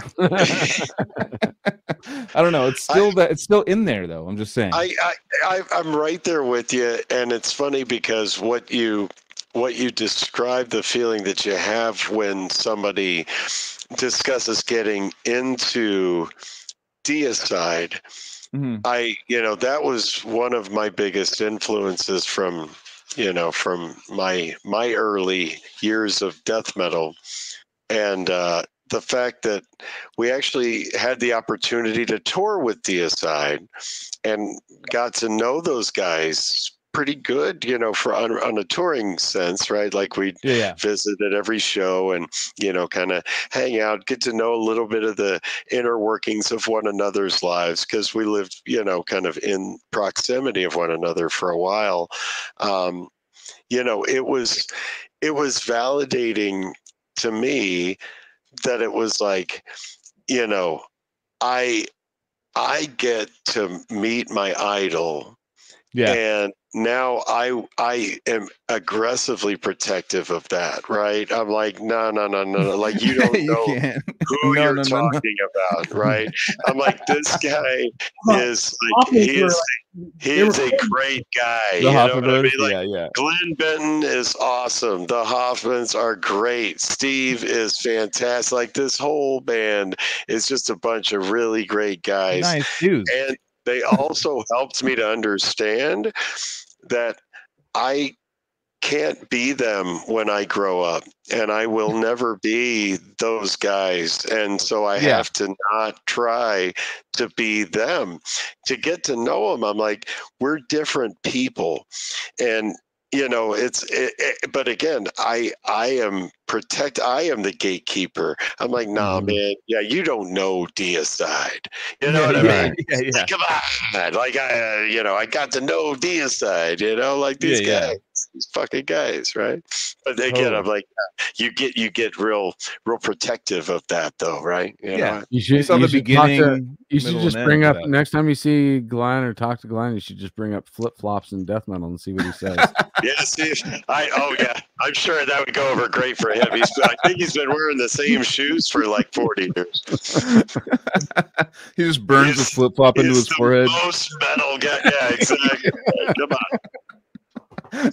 Honestly, I think he wore flip flops most of the time when we were on tour. Motherfucker! All right, Glenn, what's up, dude? They're Florida guys now, you know. They're beach He'll dudes. say it's on stage. It's on stage. Well, flip flops on stage. Right, yeah. Dude, be aside, Glenn Benton cannot wear flip flops on stage. And by the way, Steve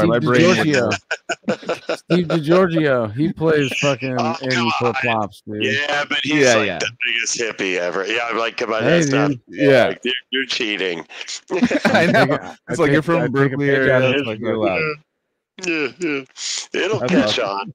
You keep fighting the good fight. It'll catch on. I haven't stopped, dude. I haven't stopped. I'll start wearing flip flops to support you. That would be so. I can't listen to myself walk on flip flops, dude. Like I'm gonna walk aggressively across the stage and cadence with the music, right? With my signature flip flop triggers that I'm coming up with. Ankle mics, dude. Ankle mics that like point down at the flip flop where it snaps it every time. It's like, dude. It's another instrument, dude. Dude, if we create if an instrument pops up from that in the next 10 years, I'm gonna go over and punch you in your face, dude. Well, I've already tried to get the flip flop drum pedals off. and nobody wants to endorse them. Easy. Like, why hasn't this been done already? Nobody wants to endorse them, dude. I actually think with the advent of double kicks, you know how the doubles, you can actually use that to your advantage, dude. Somewhere in there. Totally. You do doubles when you walk, it's dude? in the shoe.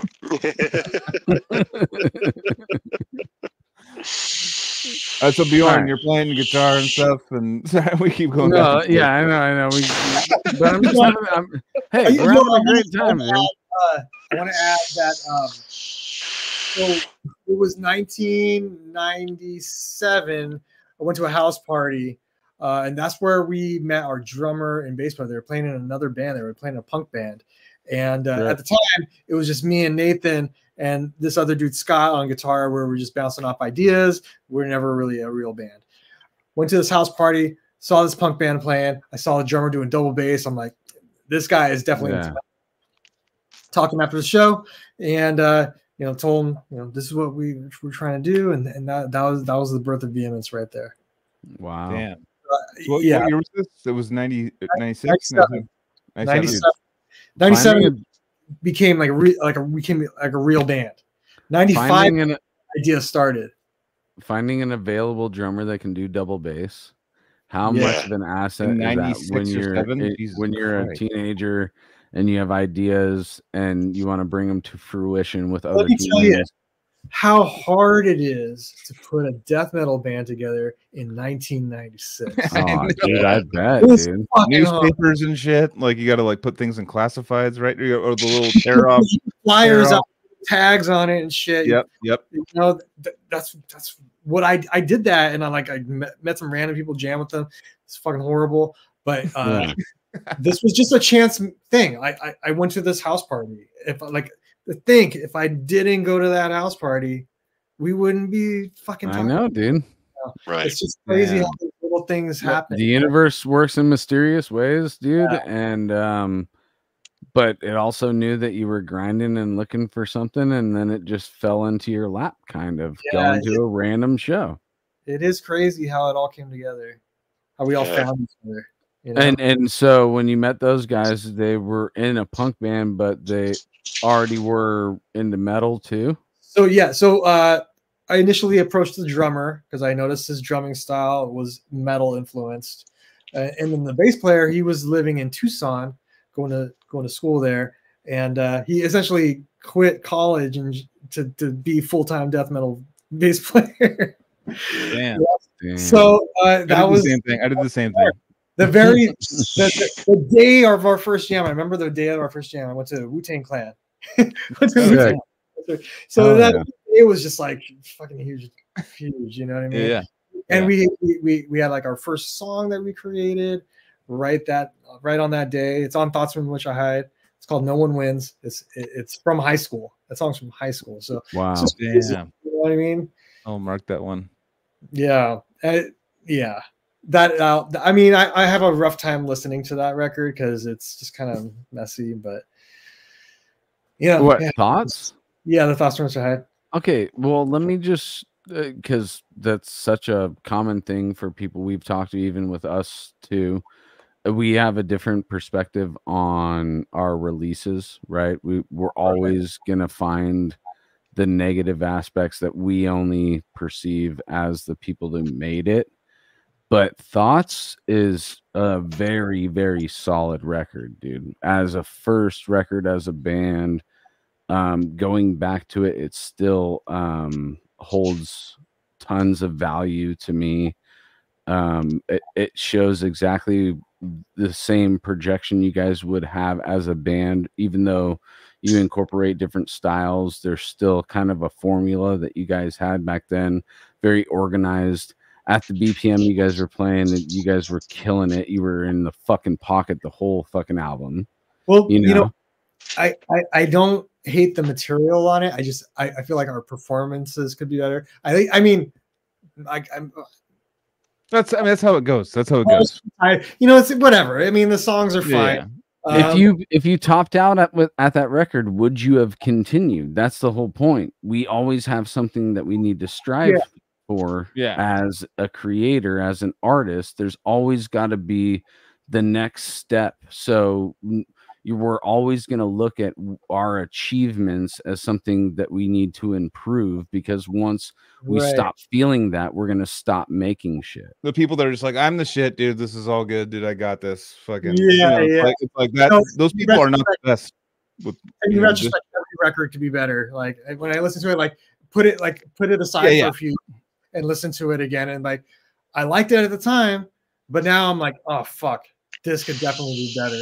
And I think that's just the struggle of the musician. You know totally. what I mean? And I just wanted you to know, as just a listener and a natural person, I came across God Was Created first, and then was introduced to the album Previous Thoughts, and I was hooked, bro, and I love it, and I'm still loving to it today. I still, to be honest, I love your whole discography, but I have a certain connection with Thoughts that you know, as a listener, I just want you to know that I love sitting in that record. I love being in that space, and I appreciate that, and I feel like I still like the songs. I like all the songs that we have created. It's just the looking back, you're like fuck, I should have done better on this part, or this part I missed this thing up, blah blah. You know, like use a click track. And that's all you listen to, because you've nailed it. You nailed that part a million times, but then the record came out and you like missed like one note. Weird. You're like, that note's a and little that's off. your relationship with it. And my relationship with it is it's a fucking solid record that still holds up to me today. Dude. He's like, Anthony's like, thank God you fucked up that note, dude. That's I don't even notice it. It's perfect. That's my favorite part of the whole thing. Where you fuck up. On that record, you can tell that we had like a more straightforward death metal influence, but on the last song, it's called Reconditioning the Flock. It was way more melodic than anything else on that record. And it I feel like that was like kind of what led us into like what was going to be God Was Created. Right. Mm-hmm. It was a sprouting seed that was showing what it is going to be. And then it started to flourish with God Was Created. Yeah, for sure. So totally, dude. And I love the progression further albums down the road too, and how you guys incorporated different. You showed me as musicians, you were just gonna play what you guys were feeling at the time, but still out of us naturally. We were trying to like impress or anything really other than ourselves. Impress each other. What was gratifying was at the time just being able to put a CD in of our own music. That was like fucking huge. How fucking cool is that feeling, dude? Yeah, I mean, the fucking CD, you know, nobody gives a fuck about CDs. But at the time, we're talking 90s, it was like to put your own CD in, and they're like, wow, this is fucking really cool. So that was the big goal. And I mean, a self-financed record, Thoughts from Mr. Hyde was essentially recorded in a garage. We didn't know what we were doing. We just got in the room, press record. That's all. That's really what happened. Dude, I mean, it's such a solid starter for a band that obviously flourished throughout their career. It's so good that like you guys impressed each other too. That's like what you guys were going for, is impressing each other, which showed that you guys had common taste, and then and then people are saying the shit they're saying in the chat. You know, like it's like they're saying like fucking they influenced me so much. Blah blah blah, all this crazy shit that like when you guys were first starting out and doing stuff, you guys were just like, let's just jam, have fun, and then people are like, we're in the third decade. We're in the third decade from when this shit started. And yeah, it's crazy. We're out here tonight talking live, and people in the chat are having the same connection with your guys' music. And Also, Hyde, we recorded in 1999, so I mean, it's fucking 25 years ago. Yeah, dude, and that's another for guys in our age range to admit, or not admit, but have the flex of, I put something out in the 90s, dude. What up, dude? I know you guys put stuff out in the 90s. You just barely did it. They came out in 2000. I mean, that's such a flex, dude. That is such a flex. I'm trying to think of other bands that like Cannibal we've had on here, Gorguts. There's a few other, Suffocation. There's only a few other bands that could say like we put stuff out in the 90s, dude. Well, so the reissue album that we're putting out, the Helping the World to See reissue. So we also have these bonus tracks on it, which is like it has 3 songs that we recorded in 1997. So fucking 97, and then it has Her Beautiful Eyes, which is was the last track on Helping the World to See. We have the original demo version from 1998 on this reissue too. So yeah, dude. Again, I'll mention that I noticed in the re-listen, I was like, Her Beautiful Eyes has to be it has to be a re-recording of a song that they did earlier, because it's such a standout on that album specifically. To go back to just like the straight death metal roots that you guys had, it was a standout track because of everything else that was happening on that album as well. Yeah. And then you get to that, and and the fact that it was the last track, I was like, this has to be like an ode to their earlier years. It's more like Mosh friendly for sure. Oh yeah. Yeah. I had to walk down the street from one shop to another, and I was listening to that, and I was like, I'm walking faster than I normally would be. When you're in that zone. I want to say, you know, like I always felt like intimidated by other death metal bands, like how much more technical they were and how much faster they were, and like I felt like, God, we're kind of slow, and then we're like, you know, so I always had this insecurity as well. Like these other bands are just shredding way harder than us. 100%. Well, me too. I'm going to take the listener position again and just say that I actually tipped my hat to the fact that things were getting so much faster at the time that you guys were putting out your record, that the BPM that you guys chose to stick with and just be in that pocket, I was actually praising that in my head, and also probably in some drunken party conversations too, like, you know, fucking Niall's fucking 270 BPM right now, but listening to how in the pocket Vehemence, you know, but I gotta say that also, saying the name wrong again, like later on in my death metal like career, it kind of jaded me too. Like I was thinking like 100%. when I'm writing, I'm like, is this technical enough? Is this fast enough? Like I started thinking like that, and I didn't think like that before. Right. You know what I mean?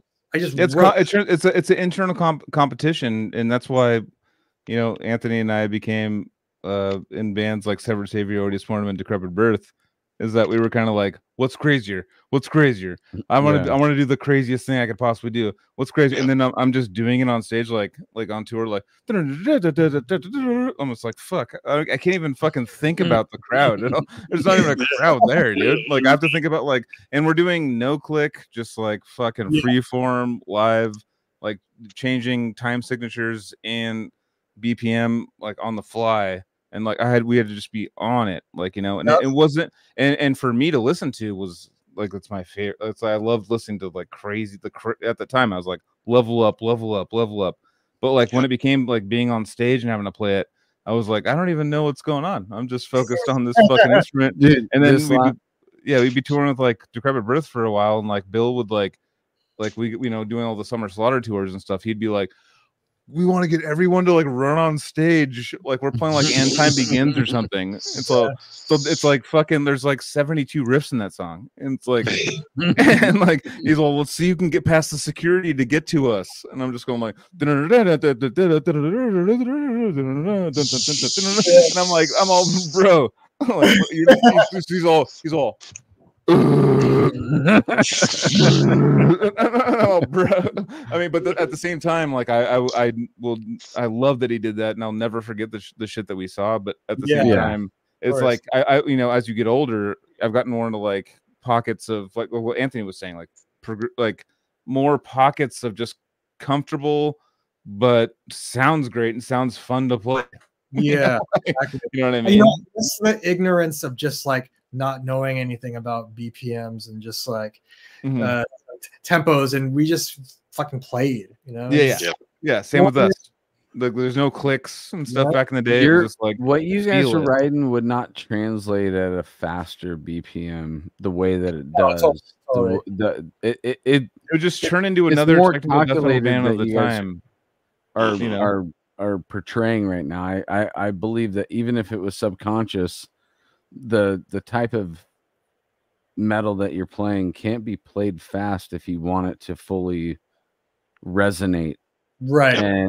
And so me being a young buck and feeling emotion while I'm also feeling the brutality, and there's some very complex sections your guys' music that you would totally be able to throw into the tech death area as well too. But that's what I'm saying, you guys were a band that was just giving me, it was a nice charcuterie board of metal, you know. It was like here presented for like metalheads that actually know their shit. It's here's like, all the shit. Sorry, there's a comment here about pay to play shows. I was gonna say that. So there at the Mason Jar, there were times where we had to like sell tickets, and we were not like, we definitely weren't paying to play, but we would sometimes like sell the tickets right outside the venue, like hustle them right there. Like a little like square thing up, like it's ticket place. This is totally legit ticket sales. It's cool. We would never call or we would never Joel and I are spoiled in the sense that we never had that background, but we've heard a lot of people at we're very spoiled. We got to run into people and then to jam with them, and then all of a sudden we're doing these shows. I don't pay to play. I mean, we've played with so many of those bands that have to do that, and there's been bands that we've Nate from Ontogeny and Soul Thunder.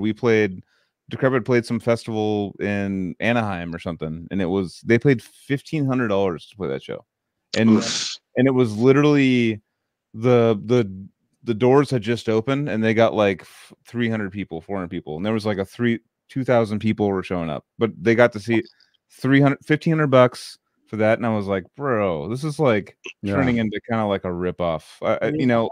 And a lot, that at the end and it's what I always thought too, like when I was touring a bunch, like what my main thing was, like, if you want to make money in music, become a booking agent. You know what? Sit back and death metal is essentially paying to play.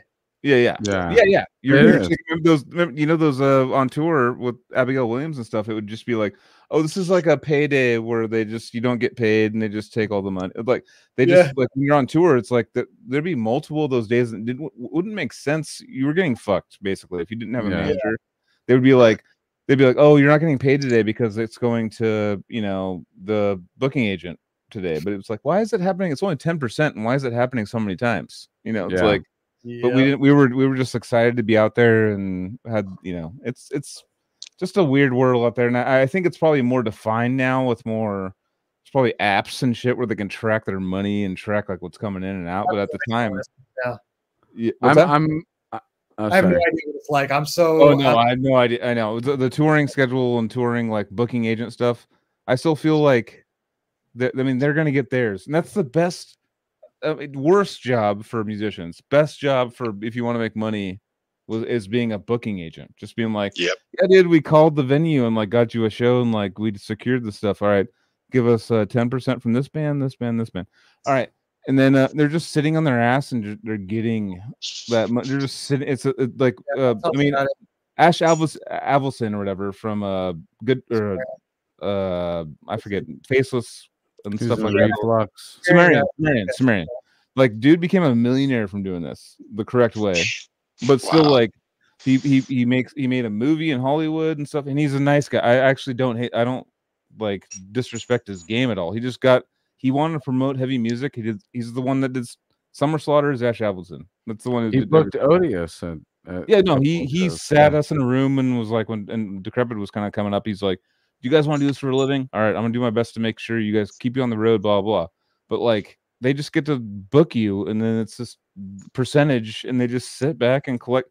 Like while you're just like pushing your like 150-pound cab up the stage and doing all the things. It's like they're just like, "Yeah, dude, we'll help you," and then when things would go wrong, they'd be like, "All right, well, we'll talk to our lawyers." You know, it was kind of like it was the industry, bro. The fucking massive Ampeg cab, didn't you?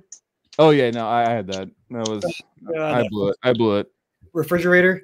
Yep, I blew it. There's multiple bands that would be like they would come from like we have bands from out of the country and stuff. I'm like, "Hey, can I borrow your stuff?" Like. And it's like, all right, sure, it's fine, and just like blow them out and just be like, all right, dude, sorry, we gotta fly back. I'm like, I understand, it's all good. It sucks, but it sucks. But so actually, I want to talk to you about before we get into, got to go into Nathan real quick. But as far as you getting into Abigail Williams, because that's how we met. Because Samus was the drummer, who's now like some ultra mega YouTube star, you know, like. 666. I know. I remember like the whole like there was, you know, he's a very interesting man. I love him and I hate him. We've gotten in a fist fight. He was in Decrepit first, right? When you were in the same time, right? Yeah, exactly. Yeah, that's when we actually there was a spot when we were in like a fast food restaurant, and when you guys were, it was the lineup with you in it and Samus was like. He like came to us and was like, "I want to play for you guys. These guys don't treat me right. I need to get out of here." And he was like begging, you know, and I was like, "Cool, you're an amazing drummer." Like we don't know because Casey at the time was kind of like over touring and stuff. Yeah. And so we were like, "Well, we have a guy if that happens." And Casey like was like, "All right, I don't want to do it anymore." And then Samus was the guy, and just it's interesting fellow. I love him. I give him a big hug if I saw him. Absolutely. But, very interesting human. You know? Oh, I get it.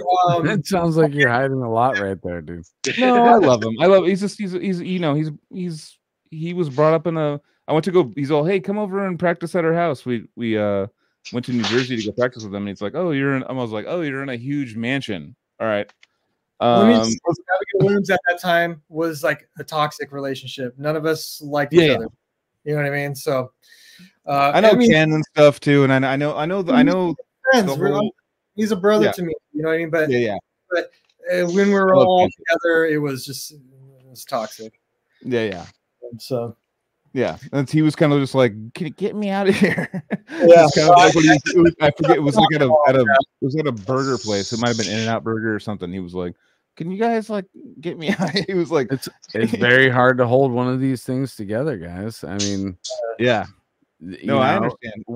We are 4 guys right now talking to each other while we've all been in projects together for multiple decades. You know, I've been working with Joel since early 2000s. You and Bjorn, Nathan have been 90s working with each other since the 90s, since high school, and so you're showing that you cherish these relationships, because it is so hard to hold a long-term relationship with most death metal musicians, you know? The thing with Vehemence, we were all brothers. That's the thing. So Nathan, in I think it was 2005, had to step aside, focus on his family and career at the time. And at that time, you know, we tried a tour with another vocalist, and it just wasn't working. And that's kind of where I was kind of started to lose interest. There was disagreements in the band. Me and John weren't really getting along at the time. Me and John are totally cool now. I wanted to. I didn't know the story behind that, but I did want to talk about John just because it's Cali Death Podcast, and John is part of a very important EP that we talk about. Deprecated's his creation. That's right. That little EP is something that we hold in high regard when we talk about Deeds of Flesh, Disgorge, even going to the East Coast, Suffolk, Pyrexia, all these bands that I think that Deprecated is actually in the same conversation. Well, let me talk about John. So what happened was we had a different guitar player, this dude Scott, that me and Nathan went to high school with. John, we had a demo tape it had our contact information on it. He was like 16 years old at the time. We called him DMK, Death Metal Kid. That was his name. And when things weren't working out with Scott, it was a natural fit. John just came right in, like fit right into the fold right away, and you know, helped us really form the style of Vehemence of the early days, you know.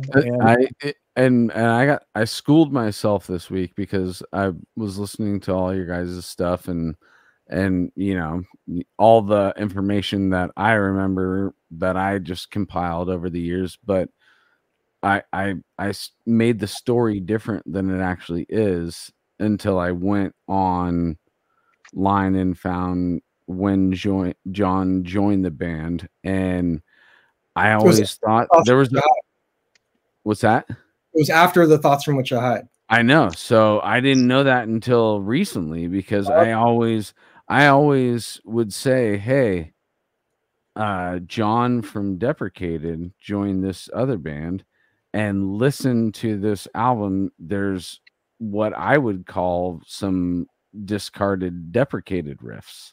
But then I now have realized that he joined after. Yeah, I just kind of had this like switch that I made in my own brain that, oh, that sounds somewhat like Deprecated. Maybe John contributed that after he joined, but he wasn't even on that album. So he wasn't on the album, but he joined while we were putting out the album. Okay. Like all the so he's but he didn't contribute to any of the writing of the album. No, not until God Was Created. Okay. Yeah, that's where but it's still, there's this like New York Suffolk breakdown, Pyrexia breakdown thing that happens in plenty of California bands as well. I mean, we all found something that we loved and we wanted to recreate it, and so yeah, that makes sense why I would put all that together and try and make my own story about your band, which isn't even true. Well, I mean, you know, obviously they were drawing from the same pool of influence. And, you know, it was funny because John, to Bjorn's point, did get actively involved as we were releasing the album. So John did the cover art for us, the CD layout, like all the artwork and everything was him.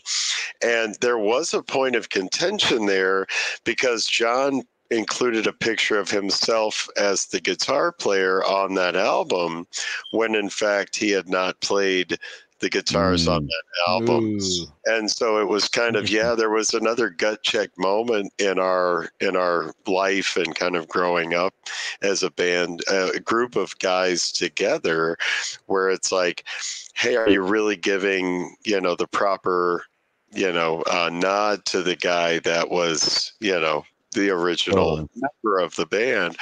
And we made sure that he was mentioned, and there was, we did due diligence. We made sure that, there was the right level of, credit given.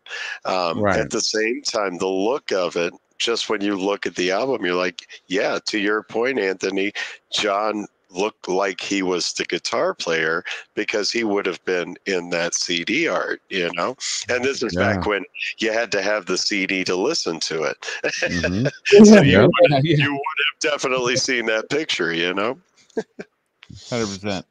I bought that at Streetlight Records on Pacific Ave. You have it. Yeah. Oh yeah. Dang, Nice. I have, fair. Dude, I'm coming up on 40 and still loving physical media. Yes. I'm still supporting, artists in that fashion.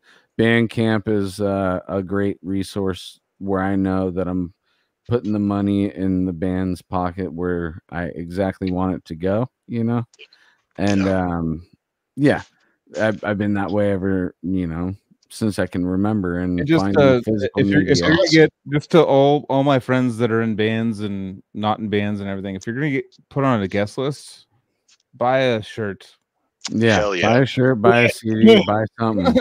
That's I always say that, just like, let me finish what I was saying. Sorry. Yeah. I gotta get it out. Here, hold on. Get it out. Nathan, so Nathan, like 2005, he had to step aside, take care of his family, he had his career going on, and the whole Abigail Williams thing happened. But like 2 years later, we started doing Vehemence again. We regrouped with Kyle, who is still, in VM, whatever, if we're an active band, Kyle is going to be the guitar player. Okay. He plays in a band with Nathan currently. So God, I'm jumping all over the place. So everybody basically but me is in a band called Forward Without Motion, which was the name of the last Vehemence record. Nathan, you want to take it from here? It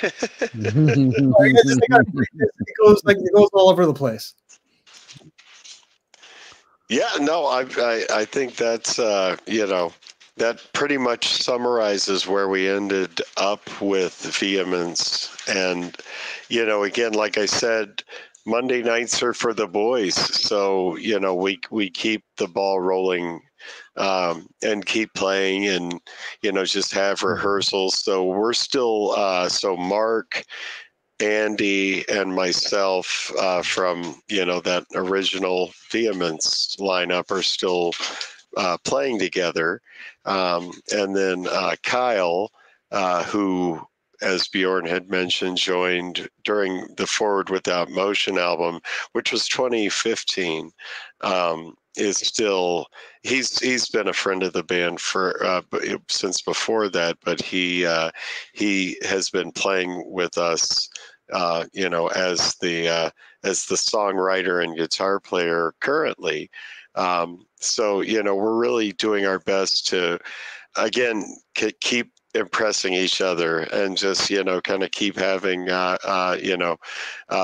the ability to get together and write songs and play them for one another. We're working on getting some shows up and running here, but we're not in a massive hurry for it, because the beauty of it, and again, what I reflect on being the guy that lived this life, was the years before God Was Created came out were the funnest years, because it was just us getting together in our studio and having memories together, just and we did it a lot, we rehearsed all the fucking time. And now again, it is a a side product of life that's important. So it's kind of slowed the progress as far as just the pace of it. But not in a bad way. Again, it's in a way where we can enjoy this. It's for us, and again, I'm excited for others to hear it. But I also know, hey, I have reservations about, like, hey, people that liked, God Was Created didn't like Forward Without Motion, and we did. I ended up doing, when I left Vehemence, I started He Who Binds Himself as really kind of an offshoot, so I could keep having rehearsals with my friends, my remaining friends in town, while the Vehemence boys were out, carrying on with Vehemence. And so it was like, okay, well, I'm going to create this, again, I'll replicate this, so that way I've got that to count on. And we ended up releasing the He Who Binds Himself material during the pandemic. So just another perfect shining example of always having the worst timing for coming out with stuff. That was when the culmination, that band played from 2004 all the way up until after 2020, and we released this album, and then the whole thing completely fell apart. And so it was like, but again, through the whole thing, I'm friends with Bjorn. I'm friends with Mark. I'm friends with Andy. Yeah. We're going to do this stuff because it was always about friendship, and music happened to be a part of that. And so I'm like, man, we were able, and will continue to be able, because, we connect with each other as friends first. And by the way, we play music too, 100%. Dude, it's such a blessing to have a group of like-minded people that are kind of at ready whenever we all decide that we're gonna create another thing together. Yeah, it's your childhood thing that you. I mean, not necessarily childhood. Oh, we lost Bjorn. But he'll be back. But it's not like a childhood. It's a thing that you guys all did. That, like, actually, Nathan, you said something. That's like it's a big part of your life. It's when you guys are creating that. It's like formative years. It's formative years. Here you go. Yeah. It's formative years. Yeah, gotcha, brother. If I post in this chat, does it share with everybody? I don't know. If you go to the comments, you can comment. Yeah. Okay, or there's private chat just for us. That link you gave me? Yeah, that's for Nathan's band. Is post Vehemence stuff. Here's also, I saw somebody asking if I was doing music. Here's a link to something I was doing, not metal at all. So just want to share that stuff. That's fine, dude. We still want to know what you're up to. No, 100%. That's awesome. I mean, if we want to get real, we talked about John earlier. John totally took a left turn as soon as he left you guys, basically, right? Yeah, he totally did.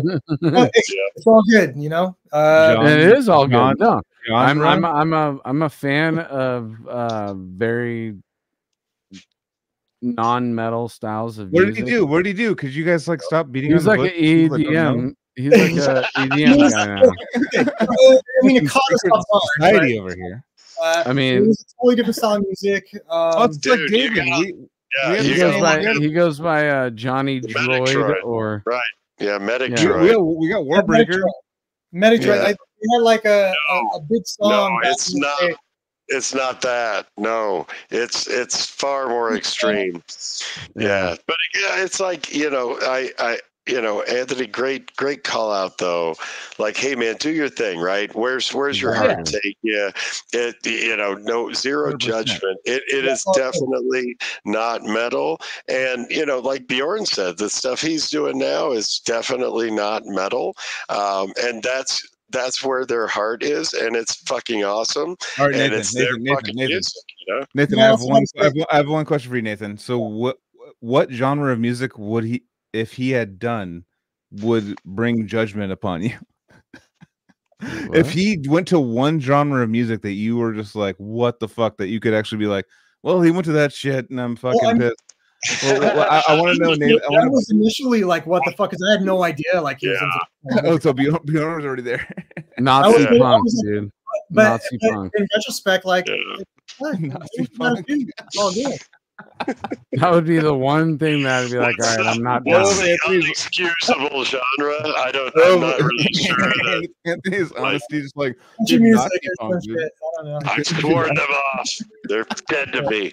I answered truthfully. That'd be the one thing where I'm like, I'm not down. I mean, actually, and I actually go with all that. It's like whatever makes you happy, dude. I don't go. Like, if you're stoked, I'm stoked. 100%. Like, yeah, 100. Like honestly, 100%, dude. If you're stoked making music, and like we had fun together, we were jamming together back in the day, and like go off to another thing. Everybody's on their own journey, dude. Everybody's on their own journey. Right. But if they're doing Nazi punk, then I might be like, all right, I mean, that everybody is on their own journey, but I'm like, to say fuck it. It's like, why are you bringing politics in your journey? That's like way extreme politics. Johnny's not doing that at all. Both of these Vehemence bands I posted are already defunct. So right now I'm not doing anything. Right now I'm actually just like trying to just get my chops back up and play Vehemence stuff. There you go. So I do want to. I do want to do a show with the dudes, but how that's all. sick would that be, dude? Yeah, dude. So okay, so I was thinking about this too, real quick. I was thinking about this. Sorry to cut you off, Nathan. I was thinking about how Anthony just did a big festival because Severed Savior was like a big draw to have to come back to play a show. And obviously one of my favorite bands. Fuck yeah, play a festival, or just do a fucking like a party somewhere in the middle of like a desert where everyone's having, and just be like, we'll just do that. And like, it's not about like, were you guys counting on the money? Was the money it was not the money the reason why I'd have more fun at the latter because of the intimacy. Yeah, you guys want to do a comfortable, fun thing again, like not like being like thrown back onto stage and be like, all right, you guys are next after the bands that have been preparing forever. Like, it's like, no, I want to play at a party. We're like Severed Savior playing. We're playing one show at this party in Phoenix. Show up, I don't know, or not. Yeah. You know, it's like that sounds like way more fun to me. It's like, it's like these festivals are like they have flyers, are all cool and stuff like that. But like, for the fun of like both sides, like of the audience and the members, I feel like a party would be way sicker than. I'll tell you, we had some of those like redirects here in town where the venue fell through, but the tour package was still coming, and so we ended up, they got put into somebody's rehearsal studio down at the warehouse where other bands played. They opened up the door and had a fucking party in the hallway while the band was just jamming, right? Remember, what was it, like Cephalic Carnage and Deeds of Flesh? And nerds like us would. That's the once in a lifetime shit. It's so much better to have that. I think the word that I want is intimacy. I've already said it, but the intimacy of a small space where people are creating. It's an art exhibit, really.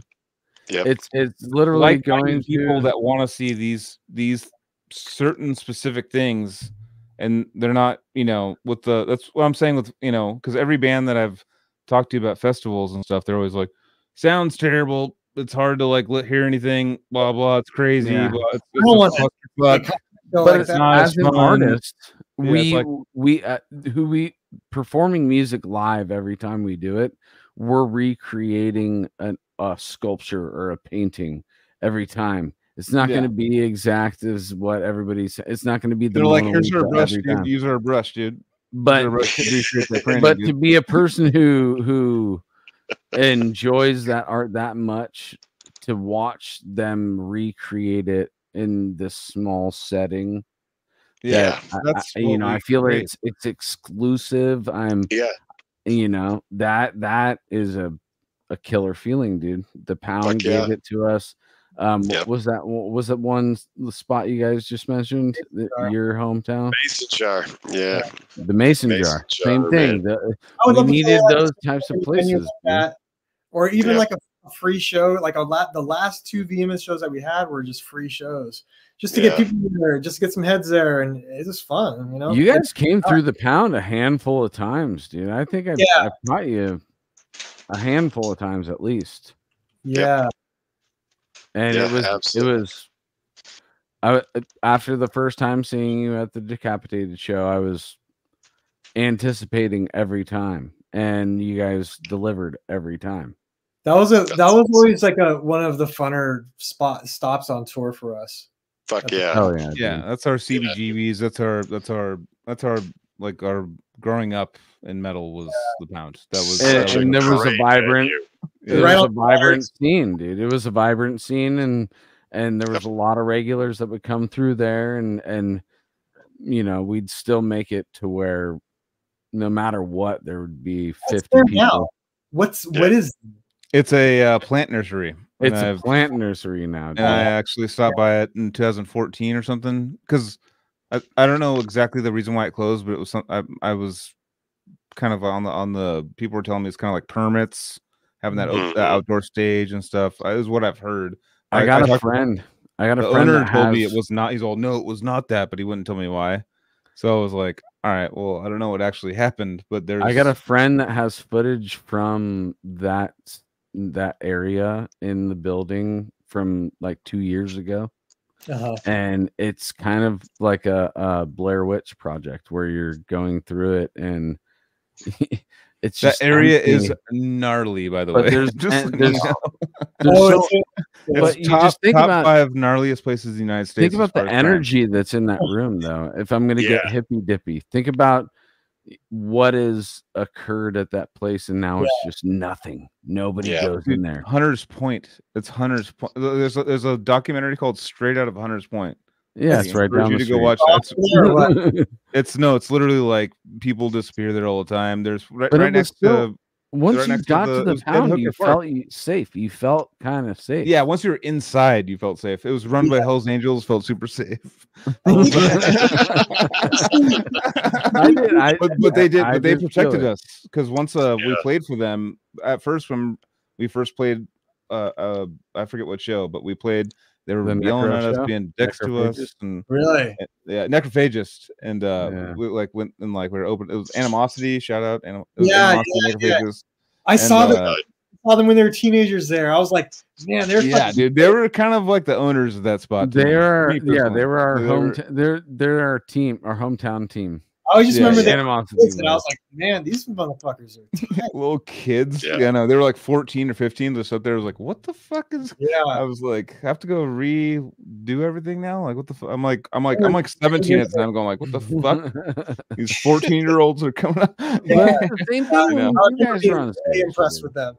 Yeah, it was. No, but it was a very aggressive spot though for being a band. I mean, I'm sure New York is crazier or something. I don't know.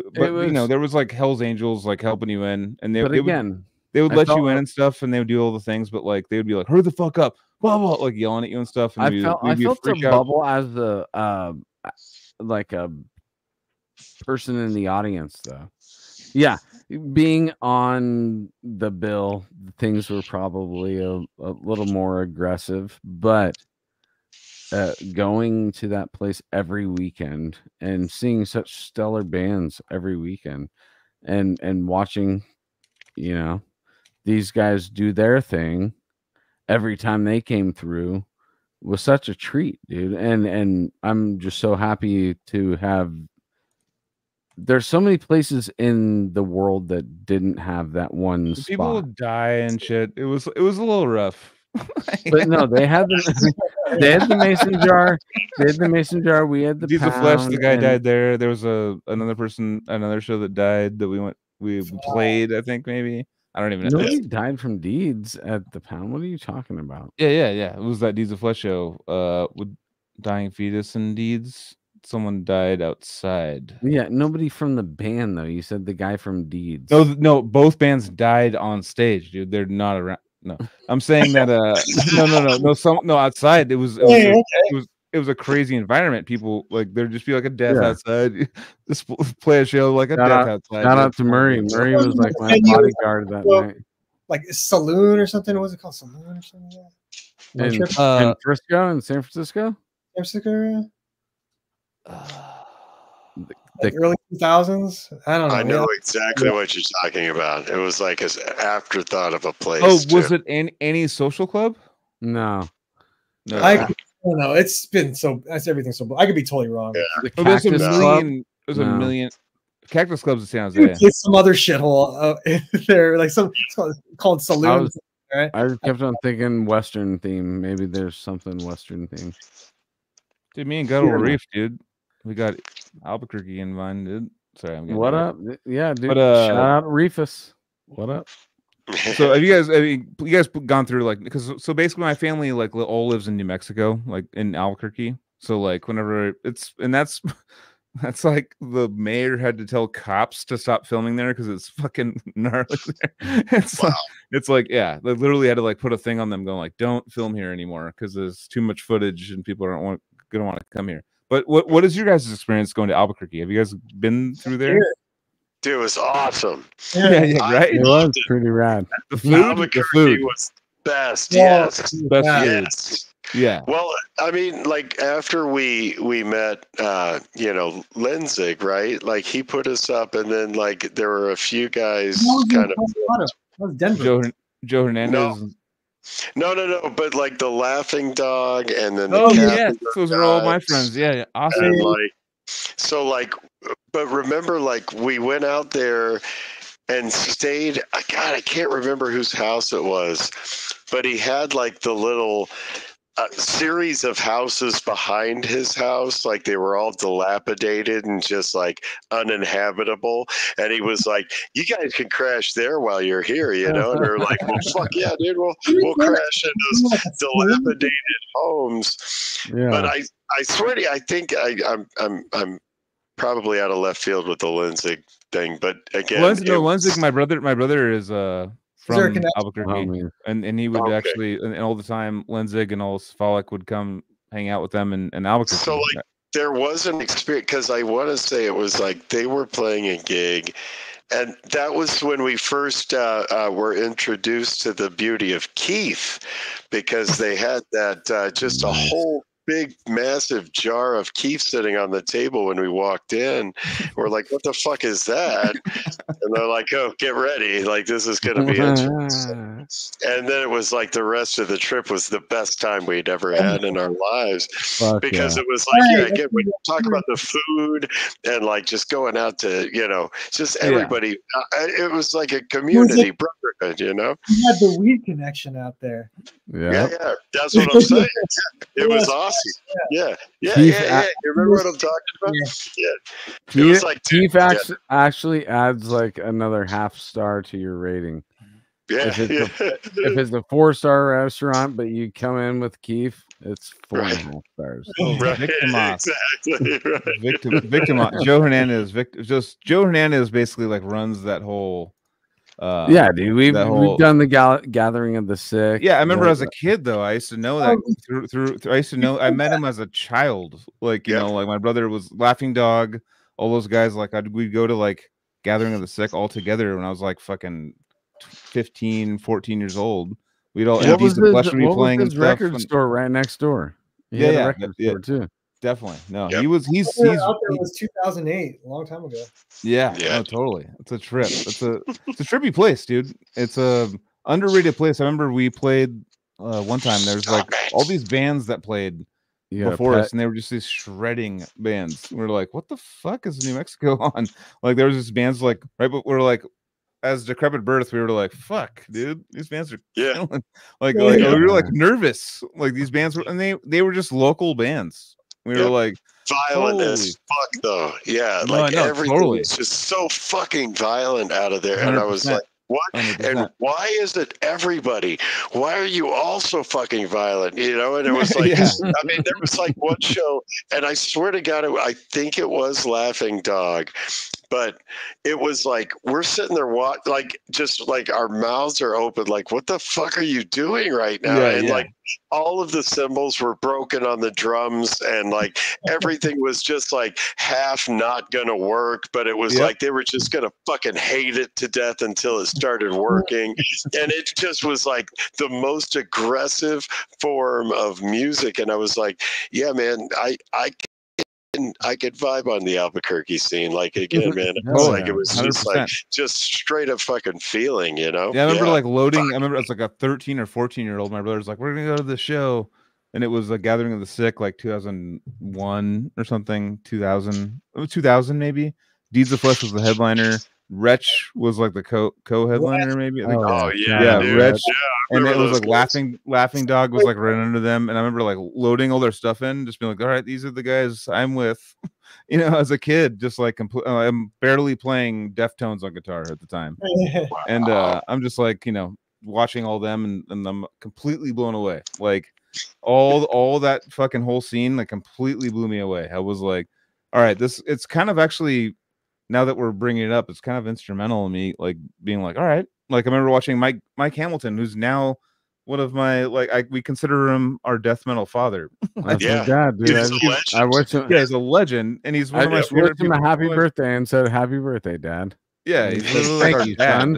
He took us on our first tour, and like he's our dad, like our death metal dad. And I remember like watching him warm up at that like backstage at that time. I was 13 or 14 years old, and his back was to me, and I was like, holy shit, dude, this is insane. What the fuck this guy's doing, you know? Like I was getting into music and stuff, and I think that experience from Gathering the Sick, Joe Hernandez started. So let's do a real quick thing though, by the way, because we only got a certain amount of time left. Nathan, can we start like what got you into music and stuff like that, and where it began and where it ended? Yeah, well, I mean, it hasn't ended, so that'll be a perpetual conversation. Sorry, that was a terrible. The onset for me was similar to Bjorn. I was influenced by my dad. You know, he got me into like, you know, I would say some of the better influences that he helped me find would have been like Jethro Tull and like Pink Floyd and stuff like that, because it was like thinking music.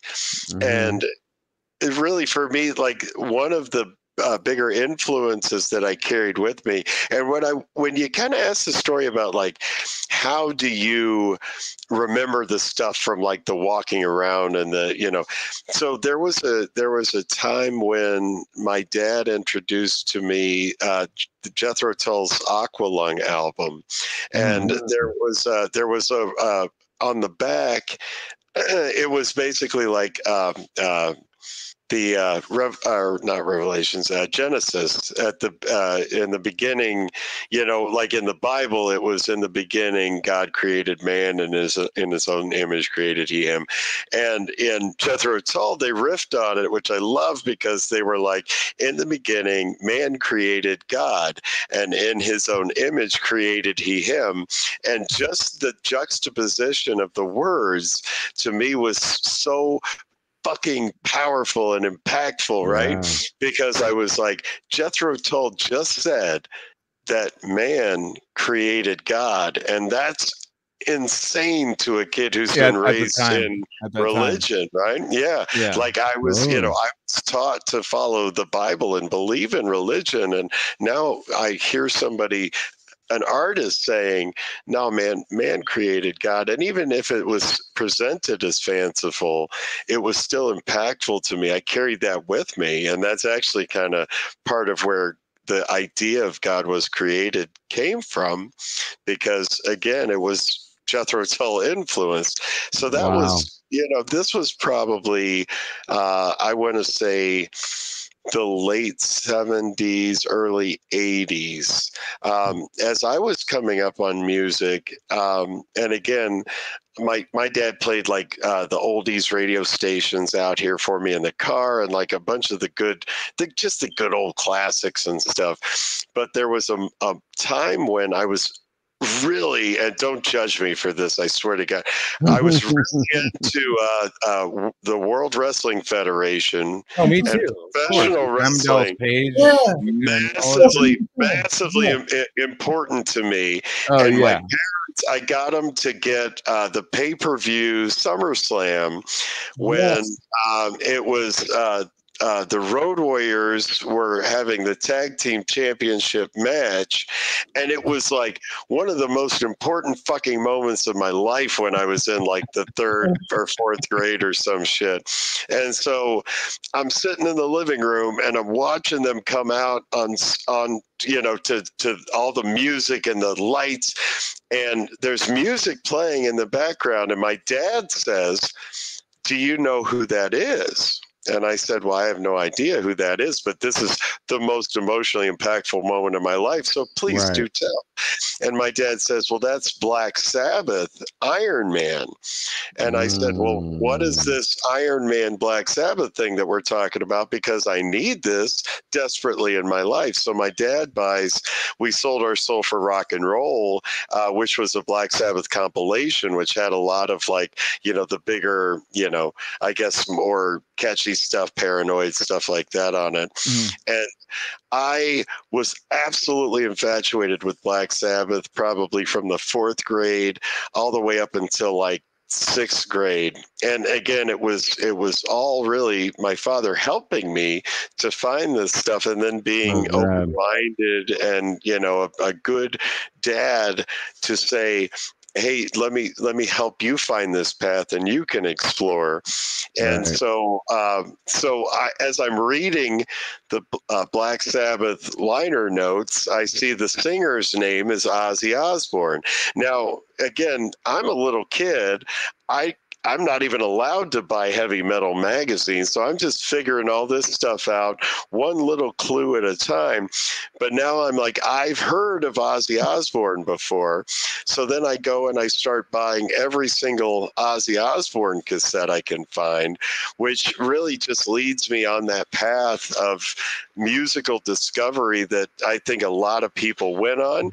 But I started probably, I want to say, man, it must have been 80, probably 89, 88, somewhere in there. And it was basically like, you know, Ozzy to, you know, it was Megadeth, and then Anthrax, and then Slayer, and, you know, obviously made my way through the big four, which and then landed on Metallica, which was like, holy shit, this is fucking amazing, right? And I think Bjorn and I found that in common, you know, because I wasn't influenced by anybody else up to this point. Like, I was just. I'm listening, but I have to pee real quick. I'm listening though. I can hear you. You got it. I'm at the woods out here. I'm listening. Yeah. Well, I mean, shit, it's been 3 hours already, for Christ's sake. So again, as I'm finding my way down this path, I start meeting, you know, guys that are into heavier music. And I had a good friend in junior high who actually made me a couple of dub tapes with just different death metal bands, and Deicide was one of the bands. I think Immolation was on there. You know, it was some good deep cuts that he had on there. So I was like, well, this is a good starting point for me. Impaled Nazarene, I think, was one of them. You know, there was some like just really outlandish shit for the time. Morbid Angel, like stuff off of Blessed Are the Sick. And so I was like, okay, this isn't even music. What the fuck is going on here? Like, this is just like pure emotion made into sound. Like, I have to fucking learn whatever the fuck is going on here, you know? And so it was during that time, you know, that, and kind of shortly after that, that I connected with Bjorn. So he was still he got to know me as I was discovering more extreme metal. I had listened to some stuff. I was already obviously infatuated with Deicide at that point. But we kind of merged paths at that point in high school. But it was really just the foundation of like taking all of the artistic stuff and the old school, rock and roll and metal. My dad just came out to visit last week. I haven't seen him in about 10 years.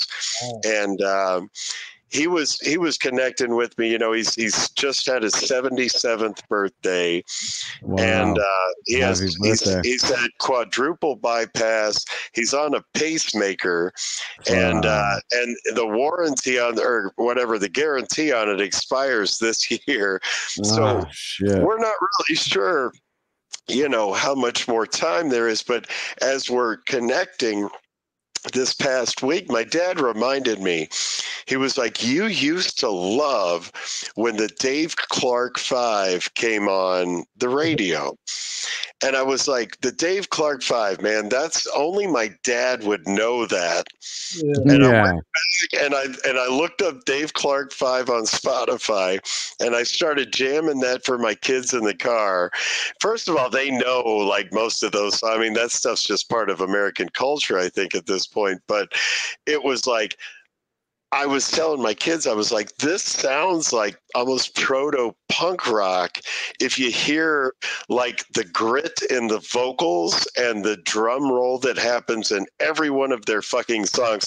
Go back and listen to some of their songs. You'll hear they have the same fucking pattern for everything. And it was stuff like, Bits and Pieces and Glad all over. But it's like you build up. And I was telling my dad, I was like, because he knows of my music, and this is my literary foundational father, but my dad is he's a religious guy. He's always been, fairly conservative. So it's like, I have to be kind of cautious. It's like I was talking to Anthony about the conversation with the kids, it's like, I don't necessarily want to talk to my dad about the lyrical content of Her Beautiful Eyes, Right. But again, it's like, I told him, I said, what you influenced within me, I was able to bring to life with the music that we created with Vehemence and that we can continue to create. And it was just the platform of always wanting to find something else and always wanting to just capture the feelings that you get from it. And it gave me a good chance, though, to really be insightful about it, or just, kind of have that moment of pause where I was like, fuck yeah, dude, Dave Clark 5, Glad all over is as heavy to me as fucking, a Deicide or Cannibal Corpse is, Or, I'm definitely I'm going to be listening to that after this episode. And I mean, it probably won't make a fucking damn bit of sense to you. You'll go listen to it. You're like, what's this idiot talking about? Now that you pitched it the way that you did, I'm going to go into it with that as the filter, Yeah.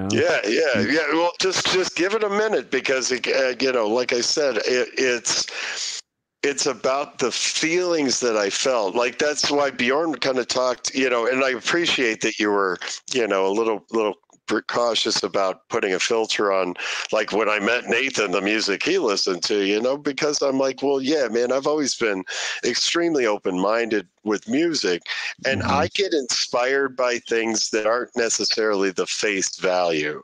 Sometimes it's like, we were listening to both all the time back in the 90s. Yeah. This weird fucking shit. It's just like it makes you feel something, Yeah. Easy-E, we were like hardcore into that shit. Yeah, man.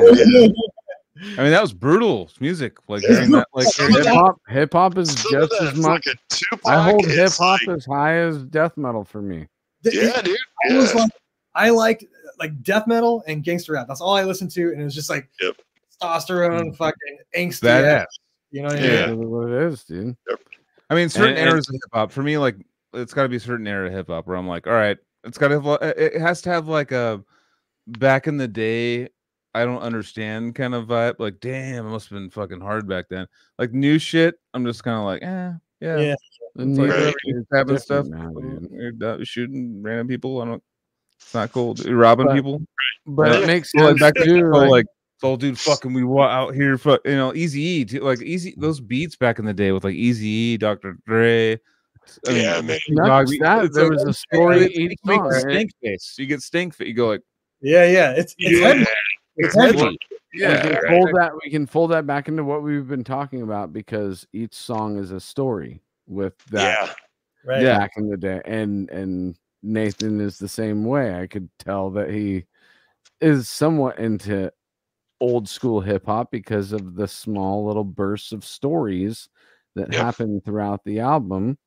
And conceptually, they come together as a whole album, but still, it is these blips of stories that I love about this band. And Body Count released a I've written like that. Sorry, no, I'm just saying that. Look at this. They released a Comfortably Numb Body Count. Speaking of Pink Floyd, like, let me just say. Oh, no. Pink Floyd's amazing. Oh, no, that's amazing. I love David Gilmour. I'm a worshiper on Halloween. Let me just say, like, the Animals is probably like the fucking greatest fucking record. Fuck ever. I love that. I'm getting sick of. I've seen Roger Waters 3 times now, and I'm like, where's fucking David Gilmour, dude? This is bullshit. Like, I mean, I know Roger Waters was the mind behind it, but literally, last time I saw. It was a year and a half ago, 2 years ago. I missed it. It said Roger Waters in huge letters, the mind behind Pink Floyd in small letters. And I was like, you fucking. And then the whole time was just all politics. And I was like, all right. I saw that show. I actually took my wife to go see that show, and I fucking loved it, dude. It was so good. I like Us and Them, and I like The Wall. I didn't like the new one. He was like obsessed with politics and like he did like the fake school shooting, shooting on everyone. And I was really close. I was like, weren't you on mushrooms? I was on mushrooms too. Oh no! And that's probably why I didn't like it as much. Because I was like, dude, this is like you're getting too involved in the current. You're way too involved in the current, and not involved in like why I love you. You know, it's like and like you're a British guy. You're head on that though, man. Like the problem was not him. I think it was the way you were thinking about it. You were like, no, don't think about that right now. He was showing Twitter tweets the whole time on the fucking screen. Yeah. And I was like, Twitter tweets, dude? Get the fuck out of here. Let's go back. He's making a stance against social media and all that. The first two were The Wall and Us and Them were fucking amazing. Yeah. Like that, like live Roger Waters was amazing. And then he was sniffing too many of those wine glasses of his farts. And was like, ooh, it's me. And it just became like his social speaking to everyone. I was like, no, that I know the current. I don't care what your current event like politics are right now. I want to know. There is a group of people that would do the wine tasting fart thing of like. No, he was so up his own ass. That's like 1976 Roger Waters. David Gilmour over Roger Waters all day. David Gilmour is one of the best guitar players. Plays the least amount of notes.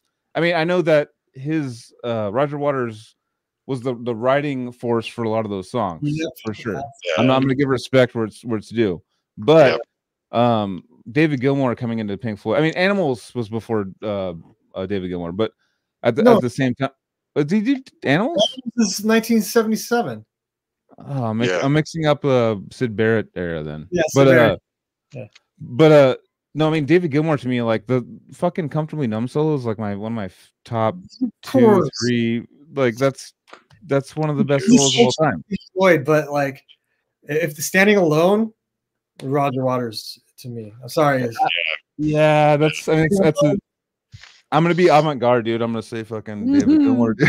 I feel like the David Gilmour presentation of Pink Floyd is like homogenized now. I think Roger Waters is more raw and like real, like old edgy. Yeah, like he's like man, fuck you, Pink Floyd. I'm Roger Waters. And we're like, yeah, fuck you, Pink Floyd. We like Roger Waters, you know. But then, like, after the show, you're like, well, actually, I still like Pink Floyd too, you know. It's like all the members of Pink Floyd were like, we're going with David Gilmour. We're not going with Roger Waters. He's a fucking asshole. He's a piece of shit. He's a dick. yeah. Like Richard Wright. Everyone went to fucking David Gilmour, and I was like, that's a sign. I mean, if you listen to that post Roger Waters Pink Floyd, it's just not the same. No. Yeah, I know. That's true. Yeah, you talk about these rock stars and their egos and shit. That's one thing that we don't come across as much in this realm. I had a great time with Nathan and Bjorn tonight, dude. You guys don't show that. Look how fucked up Anthony is. Look how his eyes. What are you talking about, dude? You can't even see my eyes because my glasses are reflecting the light, dude. I saw your dude. You're getting closed-eyed, dude. I mean, it's almost midnight. Yeah, we've done 3 hours and 13 minutes with these guys. I could go as long as I want, but no, you can't. Tomorrow's gonna suck if I do it.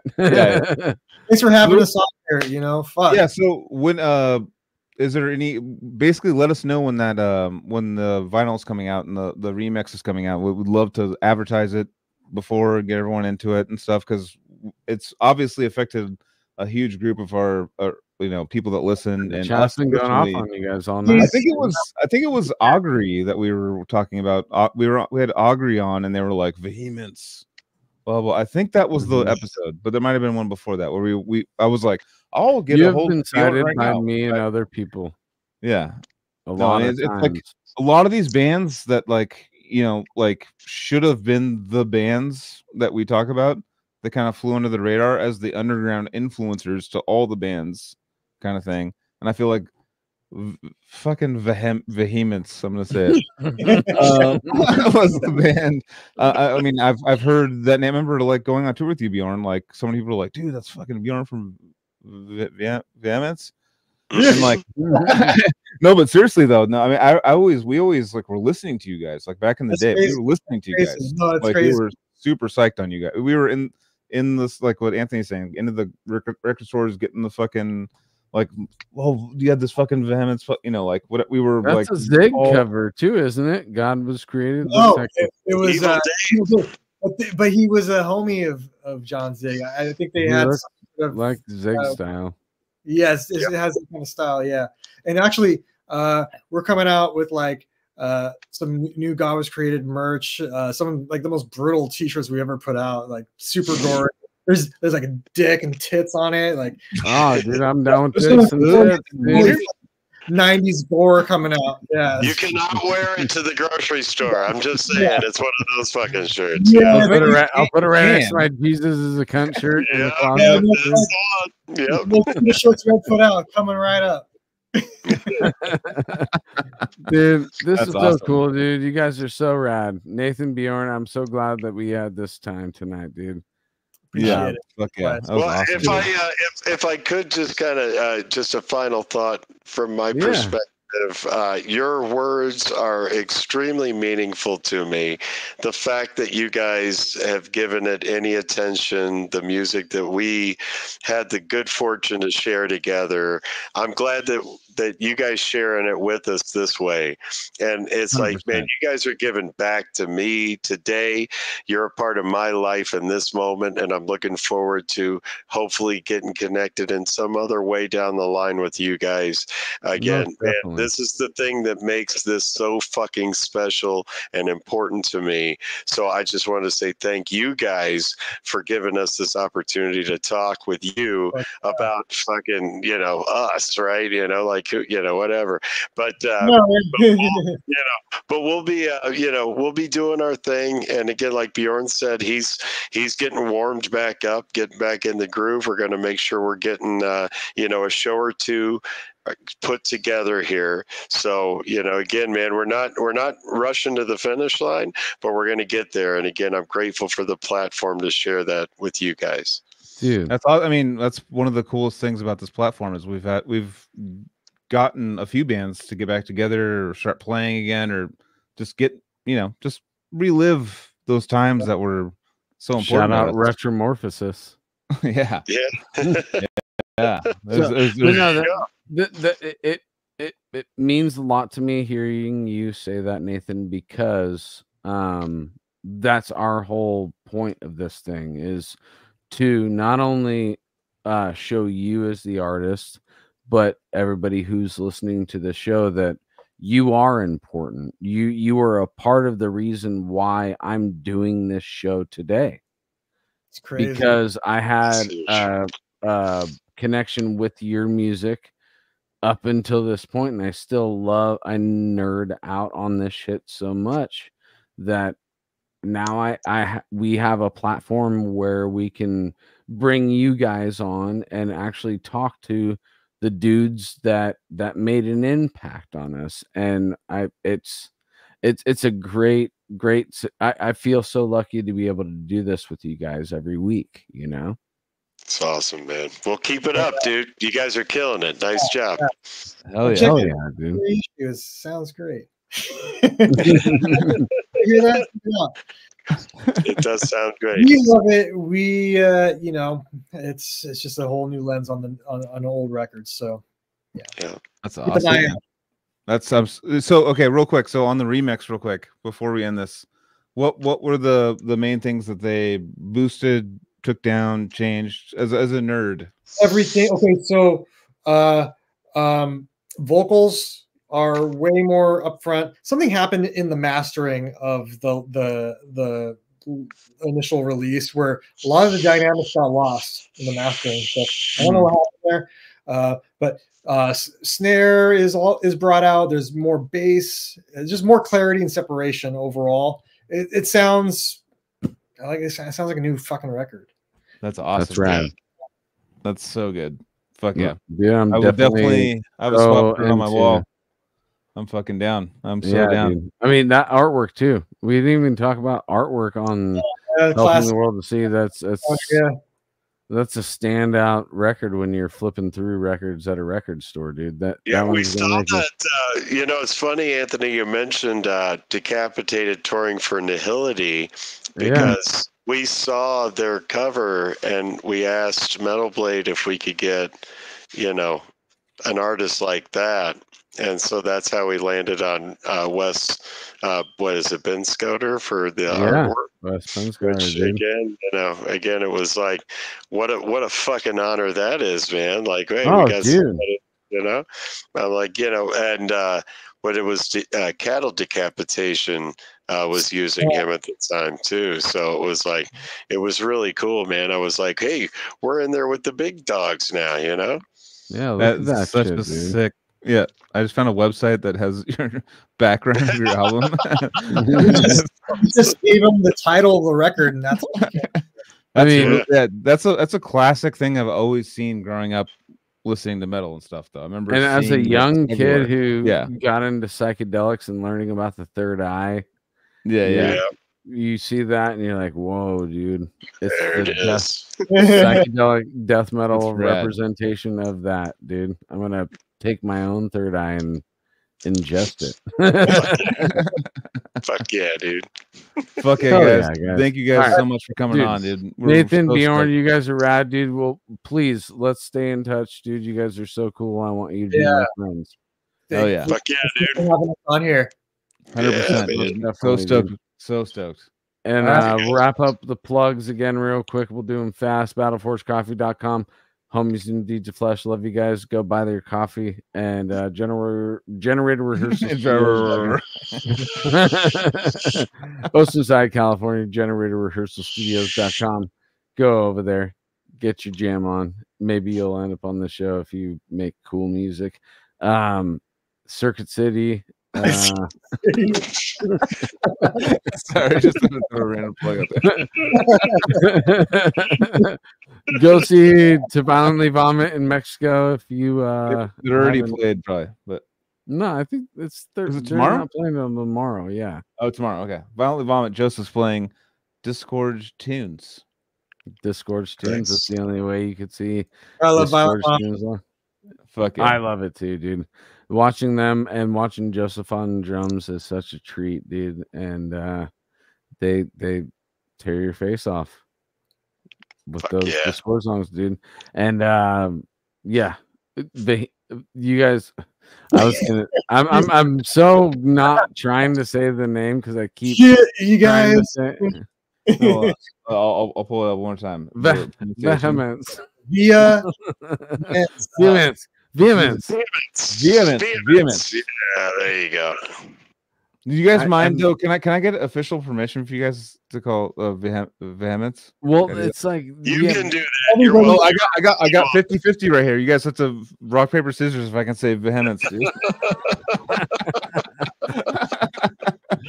It is hard. It's really hard to be trained to say Vehemence. There's no VIA in your goddamn name. I know, but Vehemence. But if you ever hear it in, common language, when people, vehemently deny a claim or accusation, you're so right. You should say you just start saying Vietnamese, but basically, it's like you're saying Vietnam, but Vehemence, right? Yeah, perfect. Oh shit! All right, fuck it, guys. Love you guys. Thank you guys for hanging out. Where you guys want people to go to support? What's the main hub? Go to our Instagram. What's it called? Vehemence Official or something. I don't know. It's not. Find us. I think it's Vehemence Official. Yeah, Google it. If you're in Phoenix, come to Francisco Studios on Monday nights, and you can see us playing. What? Yeah. Hey, it's not Vehemence though. It's not Vehemence. No, it's not Vehemence. It's Phoenix, so it's Vehemence. Mondays are for the boys. Mondays are for the boys. Yeah, man. Phoenix. Yeah, man. Vehemence Phoenix, dude. I didn't even think about it. It's very close. If you were rapping, you could. Phoenix. Hooked on Vehemence. Hooked on Phoenix. Work for me. All right, fucking awesome. Love you guys that have been with us live, and I love you guys. Nathan, take care of your 30 kids. Take care of your 20 kids. Dude, fuck, man. I get to finally say I'm not the one that has a bunch of kids. I got one. He's 28. 28? Yeah. Started in high school. So you started in high school and said, I'm done, dude. I'm done. Right? Okay, guys. All right, guys. All right. Right on, Nathan. Bjorn, love you.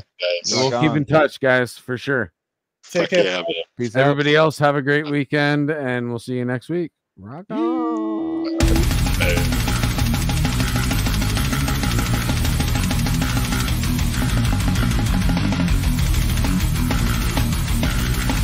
Vehemence.